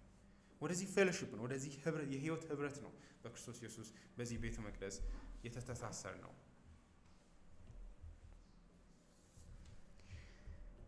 ለምን ሆነ? ቃልም ሥጋ ስለሆነ። ከዚህ አንጻር ቤተ መቅደስ እውነተኛ መገናኛ አይደለም። በመሰረቱ በሕንፃ በኩል ሆኖ መገናኘታችን በራሱ አንዳች ችግር እንዳለ ራሱ ያሳያል። ምክንያቱም እግዚአብሔር መንፈስ እንደሆነ እናውቃለን። የእግዚአብሔር ማደሪያ ሊሆን የሚችለው ልብ ነው። ኢሳያስ መጽሐፍ የመጨረሻው የትንቢቱ ማለቂያ ላይ ያንን በመናገር ነው የዘጋው። ኢሳያስ አንዳች ቤተ መቅደስ እንደሚያስፈልግ እንድናስብ በሚያደርግ ትንቢት ነው የሚዘጋው መጽሐፉን። እግዚአብሔር እንዲህ ይላል፣ ሰማይ ዙፋኔ ነው፣ ምድርም የእግሬ ማረፊያ ናት። ታዲያ የምትሰሩልኝ ቤት የማርፍበት ስፍራ የቱ ነው? እነዚህን ነገሮች ሁሉ እጅ ያልሰራችምን? እንዲገኙ ሲያደረጉህ እኔ አይደለሁምን? ይላል እግዚአብሔር። ስለዚህ የፈጠረው ነገር ውስጥ ኑር ማለት በጣም ኢሎጂካል ነው። ታዲያ የእግዚአብሔር ማደሪያ ምንድን ነው? ነገር ግን እኔ ወደዚህ ትሁት ወደሆነና መንፈሱ ወደ ተሰበረ በቃሊም ወደሚንቀጠቀጥ ሰው እመለከታለሁ። ነገር ግን ወይፈን የሚሰዋልኝ ሰው እንደሚገድል ነው። የበግ ጠቦት የሚያቀርብልኝ የውሻ አንገት እንደሚሰብር ሰው ነው። የእህል ቁርባን የሚያዘጋጅልኝ የእርያ ደም እንደሚያቀርብልኝ ሰው ነው። የመታሰቢያን ዕጣን የሚያጥንልኝም ጣዖትን እንደሚያመልክ ሰው ነው። የገዛ መንገዳቸውን መርጠዋል፣ ነፍሳቸውም በርኩሰታቸው ደስ ይላታል። ስለዚህ ይሄ እግዚአብሔር ማደሪያው ወድቡ ወደሚንቀጠቀጥ ማደሪያዬን እዛ ላይ አረጋለሁ ነው የሚለው። አንድ ቤቱም ዋጋ እንደሌለው ያሳየናል። ቤተ መቅደሱ ሁለት መስዋዕቶቹም ዋጋ እንደሌላቸው ያሳየናል። ስለዚህ ክርስቶስ ኢየሱስ ግን ሁለቱንም እንደፈጸመ ዮሐንስ በጥንቃቄ ይዞት ይሄዳል። ይሄ መጽሐፉን ማስጨነቅ አይደለም። ምክንያቱም ዮሐንስ ወንጌል ምዕራፍ 4 ላይ ይሄ ቤተ መቅደስ ሕያው የሆነበትን ምክንያት ሲያሳይ ራሱ ምንድን ነው የሚለው? እግዚአብሔር መንፈስ ነው፣ የሚያመልኩትም በእውነትና በመንፈስ ሊያመልኩት ዘንድ ይገባል በማለት ይናገራል። በዚህም የሚያሳየን እግዚአብሔር በማንነቱ መንፈስ መሆኑ ይህንን ክርስቶስ መምጣቱን ኔሴሲቴት እንደሚያደርግ በዚህ ብቻ ተስፋ እንዳለን ያስገነዝበናል።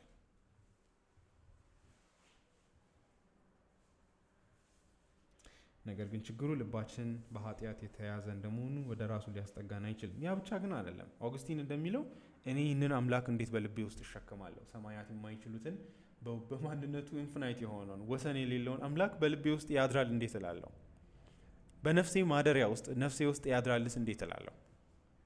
ዝም ብለን ነው ባይዚ የምናነባው፣ ግን ምን ማለታችሁ ነው? ኮንፌሽን ላይ ይላል The house of my soul is too small for you to come to it. May it be enlarged by you. ይህንን ታላቅ አምላክ ነፍሴ ለመሸከም ቤቴ ጠባብ ነው። የነፍሴ እግዚአብሔርን በእርሱነቱ ልቤ መሸከም አይችልም። አንድ በመገለጡም ሆነ በማንነቱ ራሱ። ምክንያቱም በቦታ ውስጥ የማይኖር አምላክ ጋር ህብረት አለኝ እያልኩ ነው።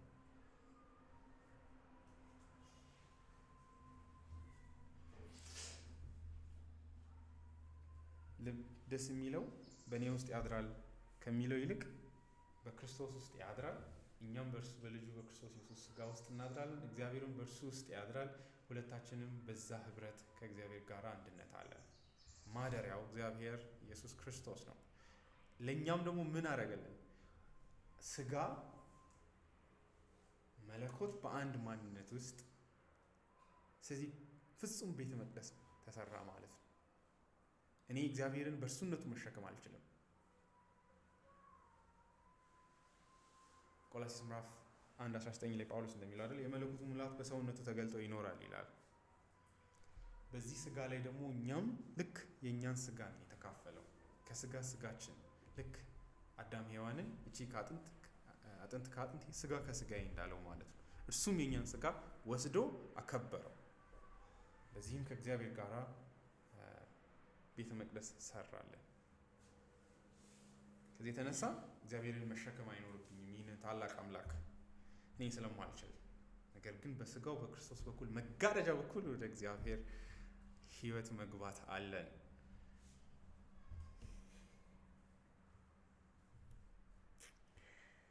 ስለዚህ ወሰን አልባ የሆነውን አምላክ ባህሪ የያዘ አንድ፣ ሁለት ደግሞ ውስን የሆነውን የሰው ልጅን ስጋ የተሸከመ በመሆኑ ወሰን አልባ ከሆነው አምላክ ጋር አንድ ሊያደርገን አዲስና ሕያው ቤተ መቅደስ ሰርቶ መረቀልን። አንድ ቃል ስጋ በመሆኑ ኦንቶሎጂካሊ ማለት ነው። የኃጢአት መስዋዕት ሳያቀርብ ቃል ስጋ በመሆኑ ቤተ መቅደስ ወደ መሆን መጥተዋል።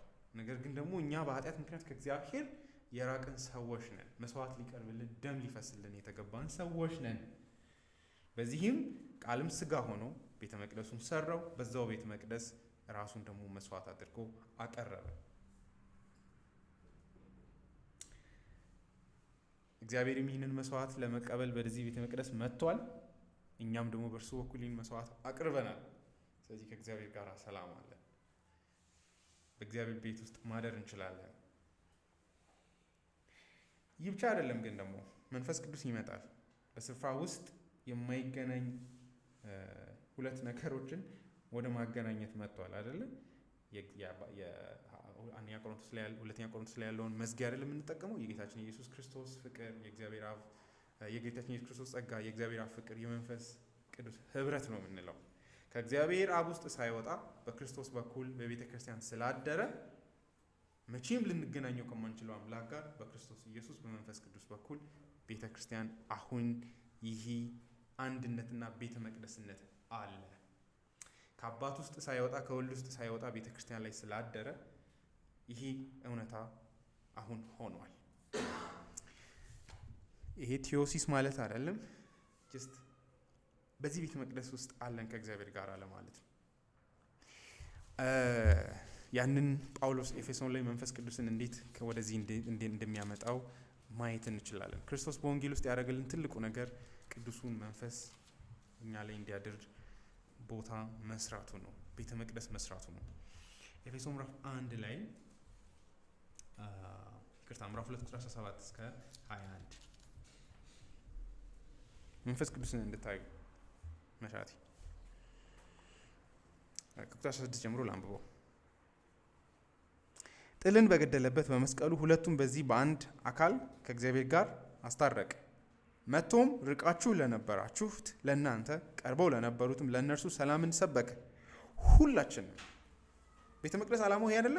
ሁላችንም በእርሱ አማካኝነት በአንዱ መንፈስ ወደ አብ መቅረብ እንችላለን ይላል። ቤተ መቅደስ አንዱ ስራው ይሄ ነው፣ ወደ እግዚአብሔር የምንቀርብበት መንገድ ነው። አሁን ይኸው ኃጢአታችንን በማስወገድ ከእግዚአብሔር ጋር በማስታረቅ በመንፈስ ቅዱስ በኩል ወደ አብ መቅረብ እንችላለን። ከዚህ የተነሳ እናንተ ከቅዱሳን ጋር የአንድ አገር ዜጋ የእግዚአብሔር ቤተሰብ አባል ናችሁ እንጂ ከእንግዲህ ወዲህ መጻተኞችና እንግዶች አይደላችሁም። በሐዋርያትና በነቢያት መሰረት ላይ ታንጻችኋል። የማዕዘኑ ራስ ድንጋይም ክርስቶስ ኢየሱስ ራሱ ነው። በእርሱ ሕንፃ ሁሉ አንድ ላይ ተጋጥሞ በጌታ ቅዱስ ቤተ መቅደስ እንዲሆን ያድጋል። እናንተም ደግሞ እግዚአብሔር በመንፈሱ የሚኖርበት ማደሪያ ተሆኑ ዘንድ አብራችሁ እየተገነባችሁ ነው ይላል። አንደኛ ቆሮንቶስ ላይ መንፈስ ቅዱስን አምጥቶ ከዚህ ጋር ያገናኛል። ምዕራፍ 6 ላይ ቁጥር 19 እስከ 20 ለመሆኑ ሰውነታችሁ በውስጣችሁ የሚኖረው የመንፈስ ቅዱስ ቤተ መቅደስ እንደሆነ አታውቁምን? ይህም መንፈስ ከእግዚአብሔር የተቀበላችሁት ነው፣ እናንተም የራሳችሁ አይደላችሁም፣ በዋጋ ተገዝታችኋልና። ስለዚህ በሰውነታችሁ እግዚአብሔርን አክብሩ ይላል። ሰውነታችሁን አትናቁት። ይህ በዋጋ የተገዛ ሰውነት ነው። እግዚአብሔር መንፈስ ቅዱስ በዚህ ያድራል ስጋችሁ ላይ። በዚህም የእግዚአብሔር ቤተ መቅደስ ነን በክርስቶስ ኢየሱስ ማለት ነው። ጳውሎስ ሙሉ እንደምታዩት የብሉይ ኪዳን ስርዓቶችን ወደ መንፈሳዊ ሪያሊቲ አምጥቷቸዋል፣ ወደ እውነት አምጥቷቸዋል። ለምሳሌ ባለፈው እንዳያችሁት ሮሜ ምዕራፍ 12 ላይ ባለው ላይ ሰውነታችሁ እግዚአብሔርን ደስ የሚያሰኝ ሕያው መስዋዕት አድርጋችሁ ታቀርቡ ዘንድ በእግዚአብሔር ርኅራኄ ይለምናችኋል ይላል። በፊት ምን ነበር የሚቀርበው? ደም፣ መስዋዕት። አሁን ግን እውነተኛ መስዋዕት በእግዚአብሔር ዘንድ መቅረብ አለበት። እርሱም ሰውነታችሁ ነው፣ ሙሉ እናንተነታችሁ ነው ይላል። አእምሯችሁ፣ ስሜቶቻችሁ። ህጉም የጠየቀው እሱን ነው አይደለ? በፍጹም ኃይል፣ በፍጹም ሀሳብ። አሁን ወደ እውነታ አምጥቶታል በወንጌሉ ክርስቶስ ያንን። አንደኛ ጴጥሮስ ላይም ጴጥሮስም ያንኑ ያመጣል። አሁን ካህናት እንደሆነን ይናገራል። በክርስቶስ ኢየሱስ በእግዚአብሔር ፊት እኛ ራሱ በእግዚአብሔር ፊት የአይነት ቦታ እንዳለን ማለት ነው። እሱም ከህንፃ ጋር ያገናኘዋል። አንደኛ ጴጥሮስ ምዕራፍ 2 ቁጥር 4 እስከ 10 ባለው ላይ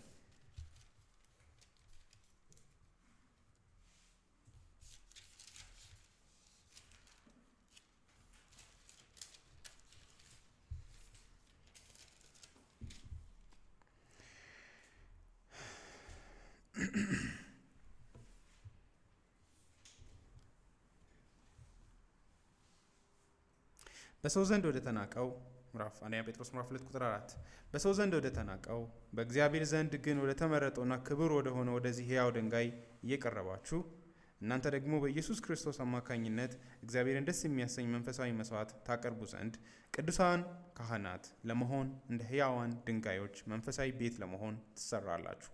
ምክንያቱም በመጽሐፍ እንዲህ ተብሎ ተጽፏልና እነሆ የተመረጠና ክቡር የማዕዘን ድንጋይ በጽዮን አኖራለሁ። ቤተ መቅደስ ለመስራት አይደል ድንጋይ የሚመረጠው? በእርሱም የሚያምን ከቶ አያፍርም። እንግዲህ ለእናንተ ለምታምኑት ይህ ድንጋይ ክቡር ነው፣ ለማያምኑት ግን ግንበኞች የናቁት ድንጋይ እርሱ የማዕዘን ራስ ሆነ። ደግሞም ሰዎችን የሚያሰናክል የሚጥላቸው አለት ሆነ። የሚሰናከሉት ቃሉን ባለመታዘዛቸው ነው፣ የተመደቡት ለዚህ ነውና። እናንተ ግን ከጨለማ ወደ አስደናቂ ብርሃን የጠራችሁን የእግዚአብሔርን ታላቅ ስራ እንድታውጁ የተመረጠ ትውልድ፣ የንጉሥ ካህናት፣ ቅዱስ ሕዝብ፣ እግዚአብሔር ለራሱ የለያችሁ ሕዝብ ናችሁ። ቀድሞ የእሱ ወገን አልነበራችሁም፣ አሁን ግን የእግዚአብሔር ሕዝብ ሆናችኋል። ቀድሞ ምሕረትን አላገኛችሁም ነበር፣ አሁን ግን ምሕረትን አግኝታችኋል። ስለዚህ በክርስቶስ ኢየሱስ የእግዚአብሔር ቤተ መቅደስ ያ ማለት እኛ ስለሆነን ሳይሆን እርሱ እግዚአብሔርን የገለጠና እግዚአብሔርን የተሸከመ ሳንክቹዌሪ ነው ይላል ካልቪን። For we know that the Son of God clothed himself with our nature in such a manner that the eternal majesty of God dwelt in the flesh, which he assumed as in his sanctuary. ጌታችን ኢየሱስ ክርስቶስ የእኛን ስጋ ራሱን ሲያለብሰው በዛው ትይዩ ያደረገው ምንድን ነው? የእግዚአብሔር ግርማዊ የሆነ ዘላለማዊ መለኮት በእርሱ ላይ በስጋው ላይ አድሮም ነው። በዚህም ጌታችን ማደሪያ ሆኗል፣ ቤተ መቅደስ ሆኗል ይላል። የዕብራውያን ጸሐፊ እንደሚያሳየው ከሆነ ቤተ መቅደሱ ራሱ በእርሱ በኩል ደግሞ እኛም እንደሆነን ነው። በመስቀሉ ላይ በፈሰሰው ደም እኛን ርኩሰታችንን በራሱ ውብ ሰውነት ዋሰን እንደሚለው በመሸፈን ውብ ማደሪያ ሰርቷል። ለእግዚአብሔር ራሱ የእኛ ሰውነት እንዲያምር አድርጓል፣ የራሱን ጽድቅ በማልበስ ማለት ነው ይላል። ይህ ብቻ ግን አይደለም፣ እግዚአብሔርንም ጭምር ውብ አድርጎ ገልጦልናል ይላል። ወደ እግዚአብሔር አጓጉቶን እንድንሮጥ የሚያደርግ አይነት መገለጥ ነው በስጋ ውስጥ ያሳየው ይላል። ስለዚህ ሁለታችንን በዚህ እውነት አጣምሮናል። እግዚአብሔር ይህንን ቤተ መቅደስ ጥሎ የማይሄደው በልጁ በክርስቶስ ኢየሱስ የተሸፈነ ቤተ መቅደስ ስለሆነ ማይሸተው ለዛ ነው። እግዚአብሔር ከእርሱ በሱ ደም የተረጨ ቤተ መቅደስ ስለሆነ ማለት ነው፣ የተለበጠ ስለሆነ ማለት ነው። ካልቪንም ዋሰንም እሱን ነው የሚለው። ካልቪን የእግዚአብሔርን ግርማዊ ኦፉል የሆነውን ግርማዊነቱንም ደብቆታል ይላል። ተረብል የሆነው ለእኛ በኃጢአተኛ ማንነታችን ከቀረብን አእምሯችን መሸከም የማይችለውን የእግዚአብሔር መገለጥም ጭምር ደብቆታል ይላል። የጸጋ ዙፋን በሚል ባነር የእግዚአብሔርን ማንነት በመለጠፍ ማለት ነው። ስለዚህ በእግዚአብሔር ቤት ውስጥ ተረጋግተን እንድንቀመጥ የሚያደርግ መገለጥን በወንጌሉ በማምጣት ማለት ነው። ይሄ መልቲፋሴትድ ነው። አንድ ወስደን ቃልም ስጋ ከመሆኑ ጋር እናቀራኘዋለን፣ በአንድም በዛው ግን ደግሞ ከመገለጥም ጋር እናያይዘዋለን። እግዚአብሔርም በውበቱ የተገለጠበት መገለጥ ስለሆነ ይሄ ቤተ መቅደስ ከሰለሞን ይልቅ የሚበልጥ ቤተ መቅደስ ስለሆነ ማለት ነው። የሚያምር ቤተ መቅደስ ስለሆነ አይደለ? ጌታ ኢየሱስ ራሱን ብሏል፣ ከቤተ መቅደሱ የሚበልጥ እዚህ አለን ያለው ማቴዎስ ወንጌል ምዕራፍ 12 ላይ ይበልጣል ከዛኛው ቤተ መቅደስ። ስለዚህ ለምን ሰንበት ላይ ትበላላችሁ አትበሉ። ምክንያቱም ቤተ መቅደሱ ያንን ሴኩሪቲ ከሰጣቸው ቤተ መቅደሱ ውስጥ የሚያገለግሉ ካህናት ያ ነፃነት ካላቸው እዛ ውስጥ ያለውን ለመብላት እዚህ ከቤተ መቅደስ ከዛው ቤተ መቅደስ የሚበልጥ ቤተ መቅደስ አለ። ስለዚህ ለምን ትከሰሷቸዋላችሁ ወይ ትኮንናቸዋላችሁ ማለት ይናገራል። ስለዚህ የእግዚአብሔርን ክብር በእርሱ ፊት እናያለን። የእኛም መልክ ተውቦ እግዚአብሔር በዚህ ማደሪያ ለማደር እንደ ሰለሞን እንግዲህ ለምኖ እግዚአብሔር እንዲያደር እንደጠየቀው ታውቃላችሁ። እዚህ ማደሪያ ላይ ና እባክህን ሲለው በደመና እግዚአብሔር ተገልጦ በዛ ድንኳን ላይ እንዳደረ፣ ነገር ግን አንድ ኮንዲሽን ነበረ በዛ ቤተ መቅደስ ላይ የሚያድርበት። እርሱ ምን ነበረ? ይሄን ሕግ ብትጠብቁ በዚህ ቤተ መቅደስ እቆያለሁ፣ ካልሆነ ግን ትቼ እሄዳለሁ። በክርስቶስ ኢየሱስ ግን እንደዛ አይነት ቤተ መቅደስ አይደለም አሁን ያለን አይደለ?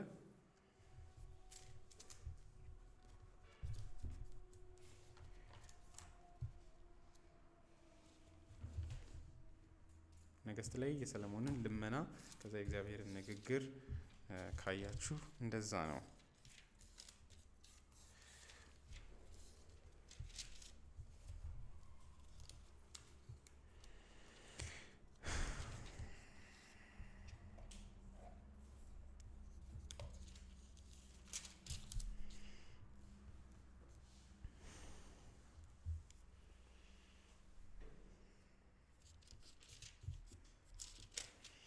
ሰለሞን ምዕራፍ 8 ላይ ሙሉ ጸሎትን ለመነ። ከዛ እግዚአብሔር ምዕራፍ 9 ላይ መጥቶ ቤተ መቅደሱ ላይ የሚቆይበትን ኮንዲሽኖች ወይም ደግሞ መሰረታዊ መሟላት ያለባቸውን መነካት የሌለባቸው ነገሮች ይናገራል። ሰለሞን የእግዚአብሔርን ቤተ መቅደስ እና የራሱን ቤተ መንግስት ሰርቶ ከጨረሰ እና ለመስራት የፈለገውንም ሁሉ ካከናወነ በኋላ እግዚአብሔር ለሰለሞን በገባኦን ተገልጦለት እንዲህ እንደነበረ ሁሉ ዳግም ተገለጠለት። እግዚአብሔርም እንዲህ አለው፣ በፊቴ ያቀረበውን ጸሎትና ልመና ሰምቻለሁ። ይህን የሰራውን ቤተ መቅደስ ስሜን በዚያ ለዘላለም እንዲኖር በማድረግ ቀድሼዋለሁ። ዓይኖቼና ልቤ ምንጊዜም በዚያ ይሆናሉ። አንተም አባትህ ዳዊት እንዳደረገው በልብ ቅንነትና በትክክለኝነት ብትሄድ የማዘህን ሁሉ ብትፈጽም ሥርዓቴንና ሕጌን ብትጠብቅ ለአባትህ ለዳዊት በእስራኤል ዙፋን ላይ የሚቀመጥ ከዘርህ ሰው አታጣም በማለት በሰጠው ተስፋ መሰረት ዙፋንህን በእስራኤል ላይ ለዘላለም አጸናለሁ። ነገር ግን አንተም ሆነ ልጆችህ እኔን ከመከተል ወደ ኋላ ብትመለሱ የሰጠኋችሁን ትእዛዞችና ሥርዓቶች ሳትጠብቁ ብትቀሩ ሄዳችሁም ሌሎችን አማልክት ብታመልኩና ብትሰግዱላቸው እኔም እስራኤልን ከሰጠኋቸው ምድር እነቅላቸዋለሁ። ስለ ስሜ የቀደሱትን ይህን ቤተ መቅደስ ስም እተዋለሁ። ከዚያም እስራኤል በሕዝቦች ሁሉ ዘንድ መተረሻና መዘባበቻ ይሆናሉ። ይህ ቤተ መቅደስ አሁን የሚያስገርም ቢሆንም እንኳ የፍርስራሽ ክምር ይሆናል። አላፊ አግዳሚም ሁሉ ይገረማል። እያፌዘም እግዚአብሔር በዚች ምድርና በዚህ ቤተ መቅደስ ላይ እንዲህ ያለውን ነገር ያደረገው ስለምን ይሆን ይላሉ። ራሱ መልሶም አዎን፣ እግዚአብሔር ይህን ሁሉ ጥፋት ያመጣባቸው አባቶቻቸውን ከግብፅ ምድር ያወጣውን አምላካቸውን እግዚአብሔርን ትተውት ለሌሎች አማልክትን በመከተል ስለሰገዱላቸውና ስላመለኳቸው ነው ይላል። አሁን ግን ጌታ ኢየሱስ ምን ሆኗል? በመስቀል ላይ በሚሞትበት ጊዜ ሰው ሁሉ እየተረተን ያለፈው ይሄ ነው ቤተ መቅደስ ሰራለሁ እያለ የነበረው እያሉ ተርተውበታል። ያ የሆነው ከኛ ኃጢአት የተነሳ ነው። ግን አንዴ መልሶ ከዚህ በኋላ እንደዛ ላይባል ተቀጥቷል። ከዚህ በኋላ ቤተ መቅደሱ ለዘላለም እግዚአብሔር የሚኖርበት ማደሪያ ነው። ስለዚህ እግዚአብሔር ትቶ አይሄድም።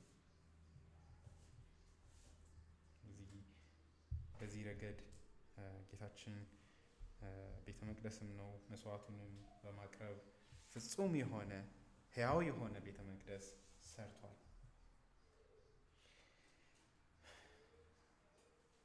አንድ ቃልም ሥጋ በመሆኑ ቤተ መቅደስ ሆኗል። በዚህ ቤተ መቅደስ ደግሞ ሥጋ በመሆን ማለትም በሆነው ማንነቱ በጉ ራሱ እዛው በእውነተኛው ቤተ መቅደስ በመስቀል ላይ ተሰውቷል። ይህንን የኛ የመጀመሪያው ኮንፌሽን ላይ ለንደን ባፕቲስት ኮንፌሽን የመጀመሪያው 1644 ላይ በነበረው ላይ እንደዚህ አድርገው ያስረዳሉ።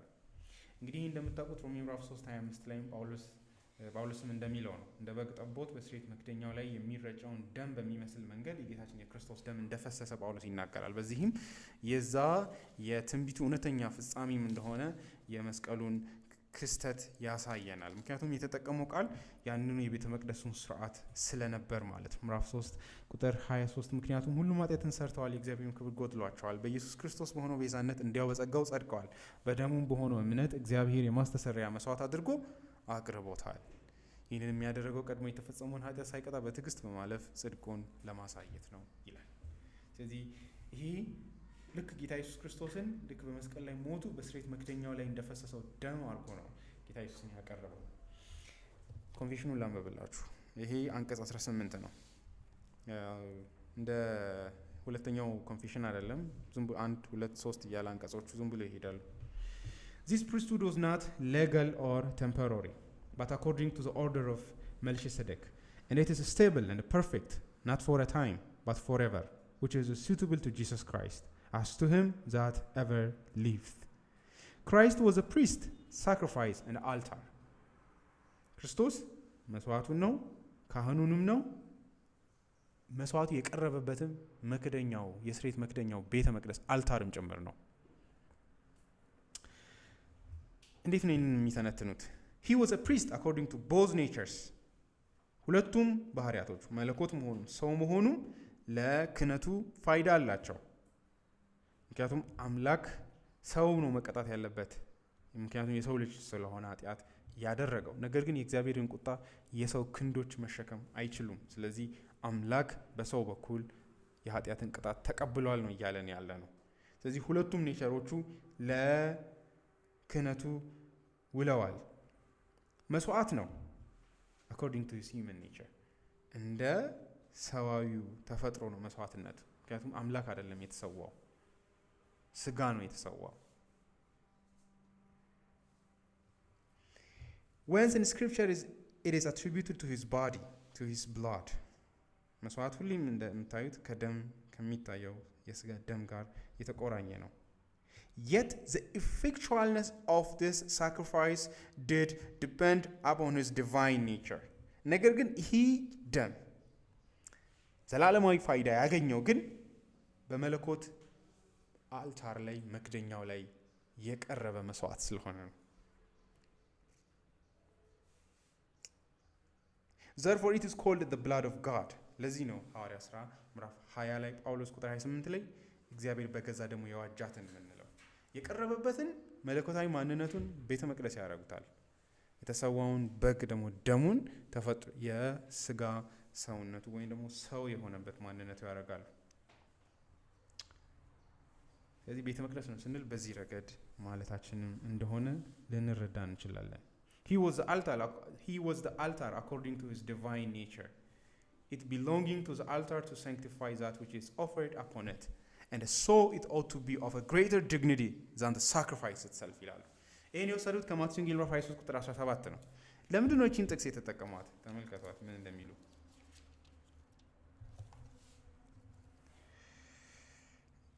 ይሄ የኮንፌሽኑ ትርጓሜ ብቻ ሳይሆን ሌሎች ሪፎርመሮቹም ዋትሰንም እንደዛው ነው የሚተረጉመው ቦዲ ኦፍ ዲቪኒቲ ላይ ማቴዎስ ወንጌል ምዕራፍ 23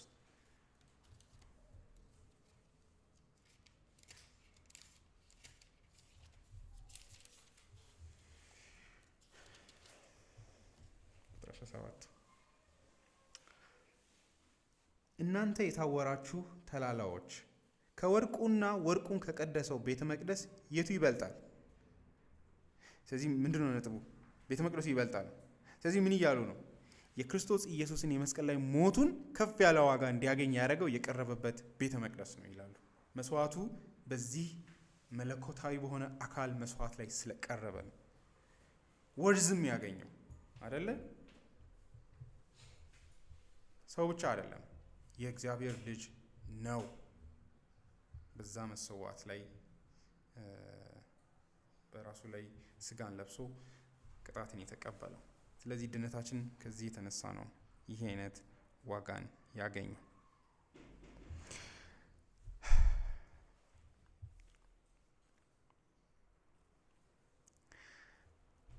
አንድ ሰው እንደዚህ ይላል ምዕራፍ 1 ላይ መስዋዕቱ ኃጢአትን የሚያስተሰርየው በግ እግዚአብሔር በግ የእግዚአብሔር በግ እሱም ራሱ እግዚአብሔር በግ የሆነው ጌታችን ኢየሱስ ክርስቶስ እንደሆነ ነገረን።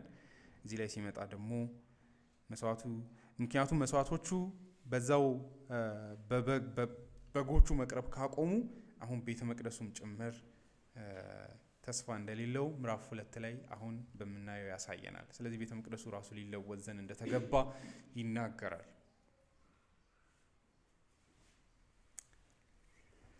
አንድ ሰው የሚናገረውን ዝም ብዬ ብቻ አንብቤ እተዋለሁ። The Father and the incarnate Son enjoy unique mutual indwelling. Therefore, it is the human body of Jesus that uniquely manifests as a Father, and it becomes the focal point of the manifestation of God to man, the living abode of God on earth, its fulfillment of all the temple meant and the center of all true worship. In this temple, the ultimate sacrifice would take place. Within the 3 days of death and burial, Jesus Christ, the true temple, would rise from the dead. በዚህ ቤተ መቅደስ ላይ መስዋዕቱ ቀርቧል። በመስቀሉ ላይ በ3 ቀን ሂደት ከሞታን ይነሳል። በዛው ትንሳኤ አዲስ ቤተ መቅደስ ገንብቷል። ለዛ ነው የቤተ መቅደሱ መጋረጃ የተቀደደውና ቤተ መቅደሱ ከዚህ በኋላ ስራን እንዳቆመ እግዚአብሔር በግልጥ ያወጀው። ምክንያቱም እዚህ ጋር ሕያው የሆነ አዲስ ቤተ መቅደስ ተነስቷልና የማዕዘኑ ራስ ላይ እግዚአብሔር እዚህ ስታብሊሽ አድርጓል። የጽዮን አለት የሆነውን ክርስቶስን የማዕዘኑን ራስ እግዚአብሔር እዚህ ጋር አስቀምጧል። እነሱ ንቀው ጣሉት። እግዚአብሔርን ወስዶ ቤተ መቅደስ የሚሰራበት ሕያው መሰረት አድርጎታል።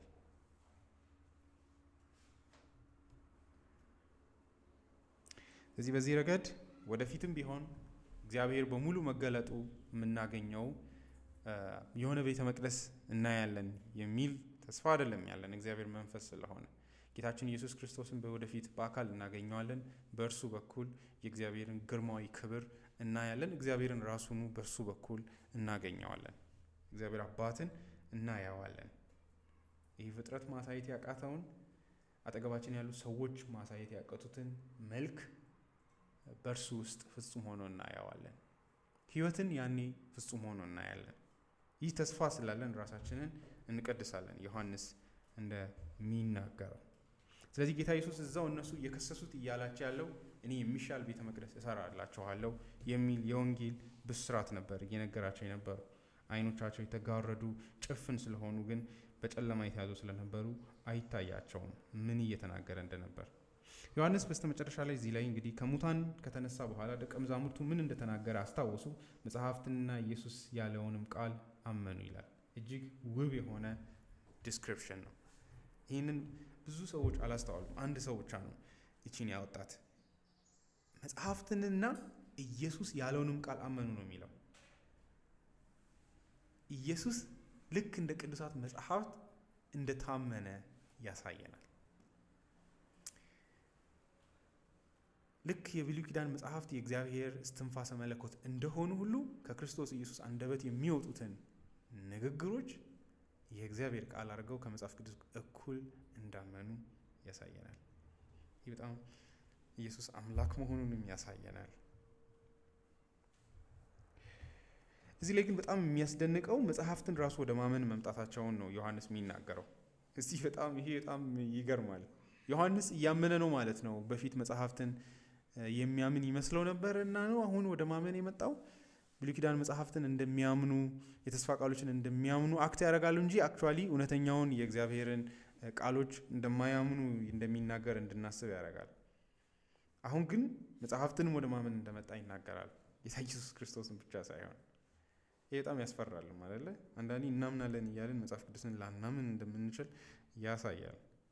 በወንጌሉ መገለጥ ነው። አሁን ወደ እውነተኛ በመንፈስ ቅዱስ እርዳታ ነው መጽሐፍትን ራሱ ወደ ማመን እንደመጡ የሚናገረው። እኔ እሱን እንዳስብ ነው የሚያደርገኝ።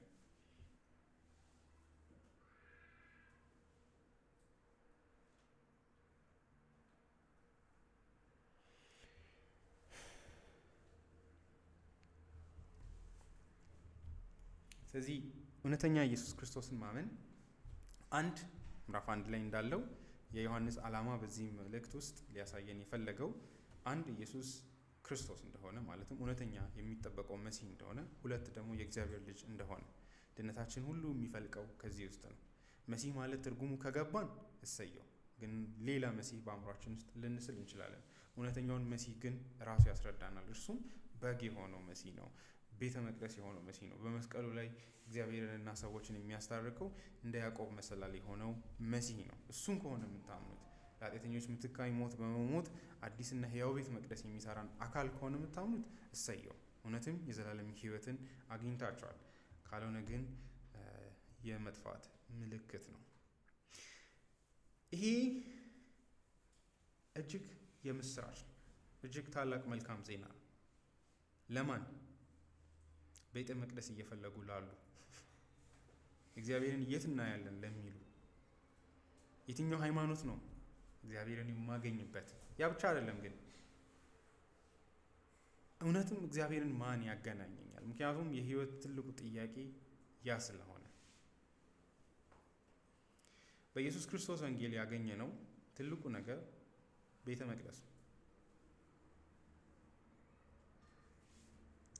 ለዮሐንስ ኢየሱስ ክርስቶስን ማመን እስካሁን ባየ ነው አንድ መሲሁ የብሉይ መጽሐፍት ተስፋዎች ሁሉ ፍጻሜ መሆኑን፣ ሁለት ደግሞ የእግዚአብሔር ልጅ በባህሪ መሆኑን ማመን የወንጌል እምነት ሆኖ ቀርቧል።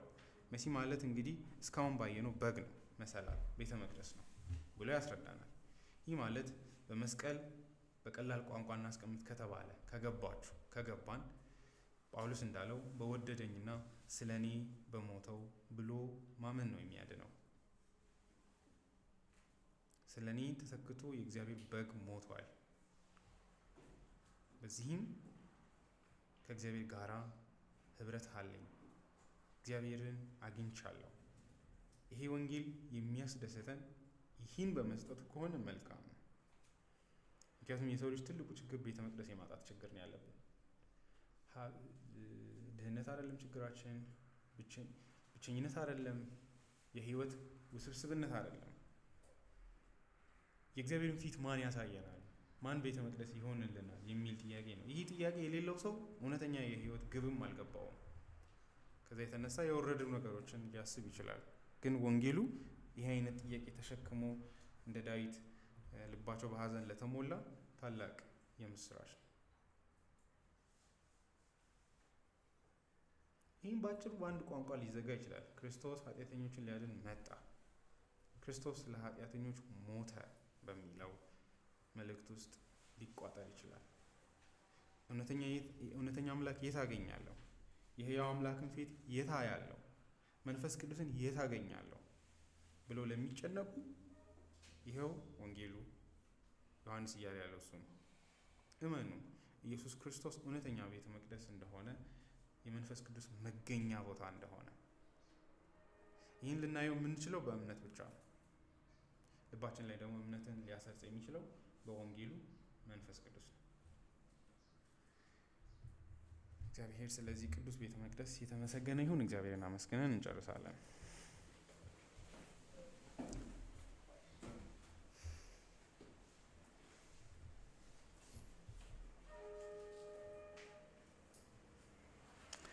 ግሩም ታላቅ አምላክ እግዚአብሔር ሆይ በክርስቶስ ኢየሱስ ስላሰራኸው ታላቅ ሰማያዊ ስራ እናመሰግንሃለን። ስጋ ሊያስተውለው ከሚችለው የሚልቅ ታላቅ ስራን በልጅ በክርስቶስ ኢየሱስ ስለፈጸምክ፣ ለእኛ ለአእምሯችን ከመረዳት የሚልቅ ታላቅ ስራን በእምነት የምንረዳውን ታላቅ ስራ ስለፈጸምክ፣ ለእኛም አንተን የምናይበትን ቤተ መቅደስ ስለሰጠህን እናመሰግንሃለን። ልጅ ኢየሱስ ክርስቶስ ለእኛ ፍጹም የማይሞት ዘላለማዊ ካህን ስለሆነልን፣ አንተን እንድናይ ዘንድ ወደ ክብር ህይወት ስላመጣን፣ ወደ እርሱ የሚቀርቡትን የሚያድን አዳኝ ሆኖ ስለተገለጠ፣ የህይወት ተስፋና ጽኑ መሰረት ስለሆነን፣ ከሁሉ በላይ አንተን እንድናይ ዘንድ ስላስቻለ ስለሰራው ስራ፣ አንተም ደግሞ በእርሱ በኩል ስለሰራው ስራ እናመሰግንሃለን።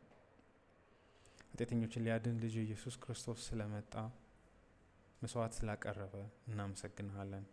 እግዚአብሔር አባቶ ይህ ለእኛ እንደሆነ እንደ ጳውሎስ መረዳት እንድንችል ዘንድ በወደደኝና ስለ እኔ ራሱን አሳልፎ በሰጠ በእግዚአብሔር ልጅ ላይ ባለኝ እምነት ይህን በስጋ የምኖረው ኑሮ እኖራለሁ እንዳለ፣ የእኛም የህይወት መሰረት ይህ የወንጌል እውነት እንዲሆን፣ ደስታችን ሁሉ በዚህ ውስጥ እንዲሆን፣ ህይወታችን ሁሉ በዚህ ውስጥ እንዲሆን ዘንድ ልመናችንን እናቀርባለን። አሁንም በወንጌል መገለጥ አብዝተ ባርከን አእምሯችን ይህንን ሰማያዊ የሆነውን ነገር እየተረዳ እንዲያድግ ዘንድ እንድታደርገው ልመናችንን እናቀርባለን። ስለዚህ ማለዳ እናመሰግንሃለን። እዚህ ዛሬ ስለተገኘነው ስለ እያንዳንዳችን ምስጋናን ላንተ እናቀርባለን። ይህ ወንጌል ሁላችንም ልብ ውስጥ እንዲቀር ዘንድ እንድታደርግ ልመናችንን እዚሁ እናቀርባለን። ስለ ሁሉ ነገር ተባረክ። በልጅ በኢየሱስ ክርስቶስ ስም አሜን።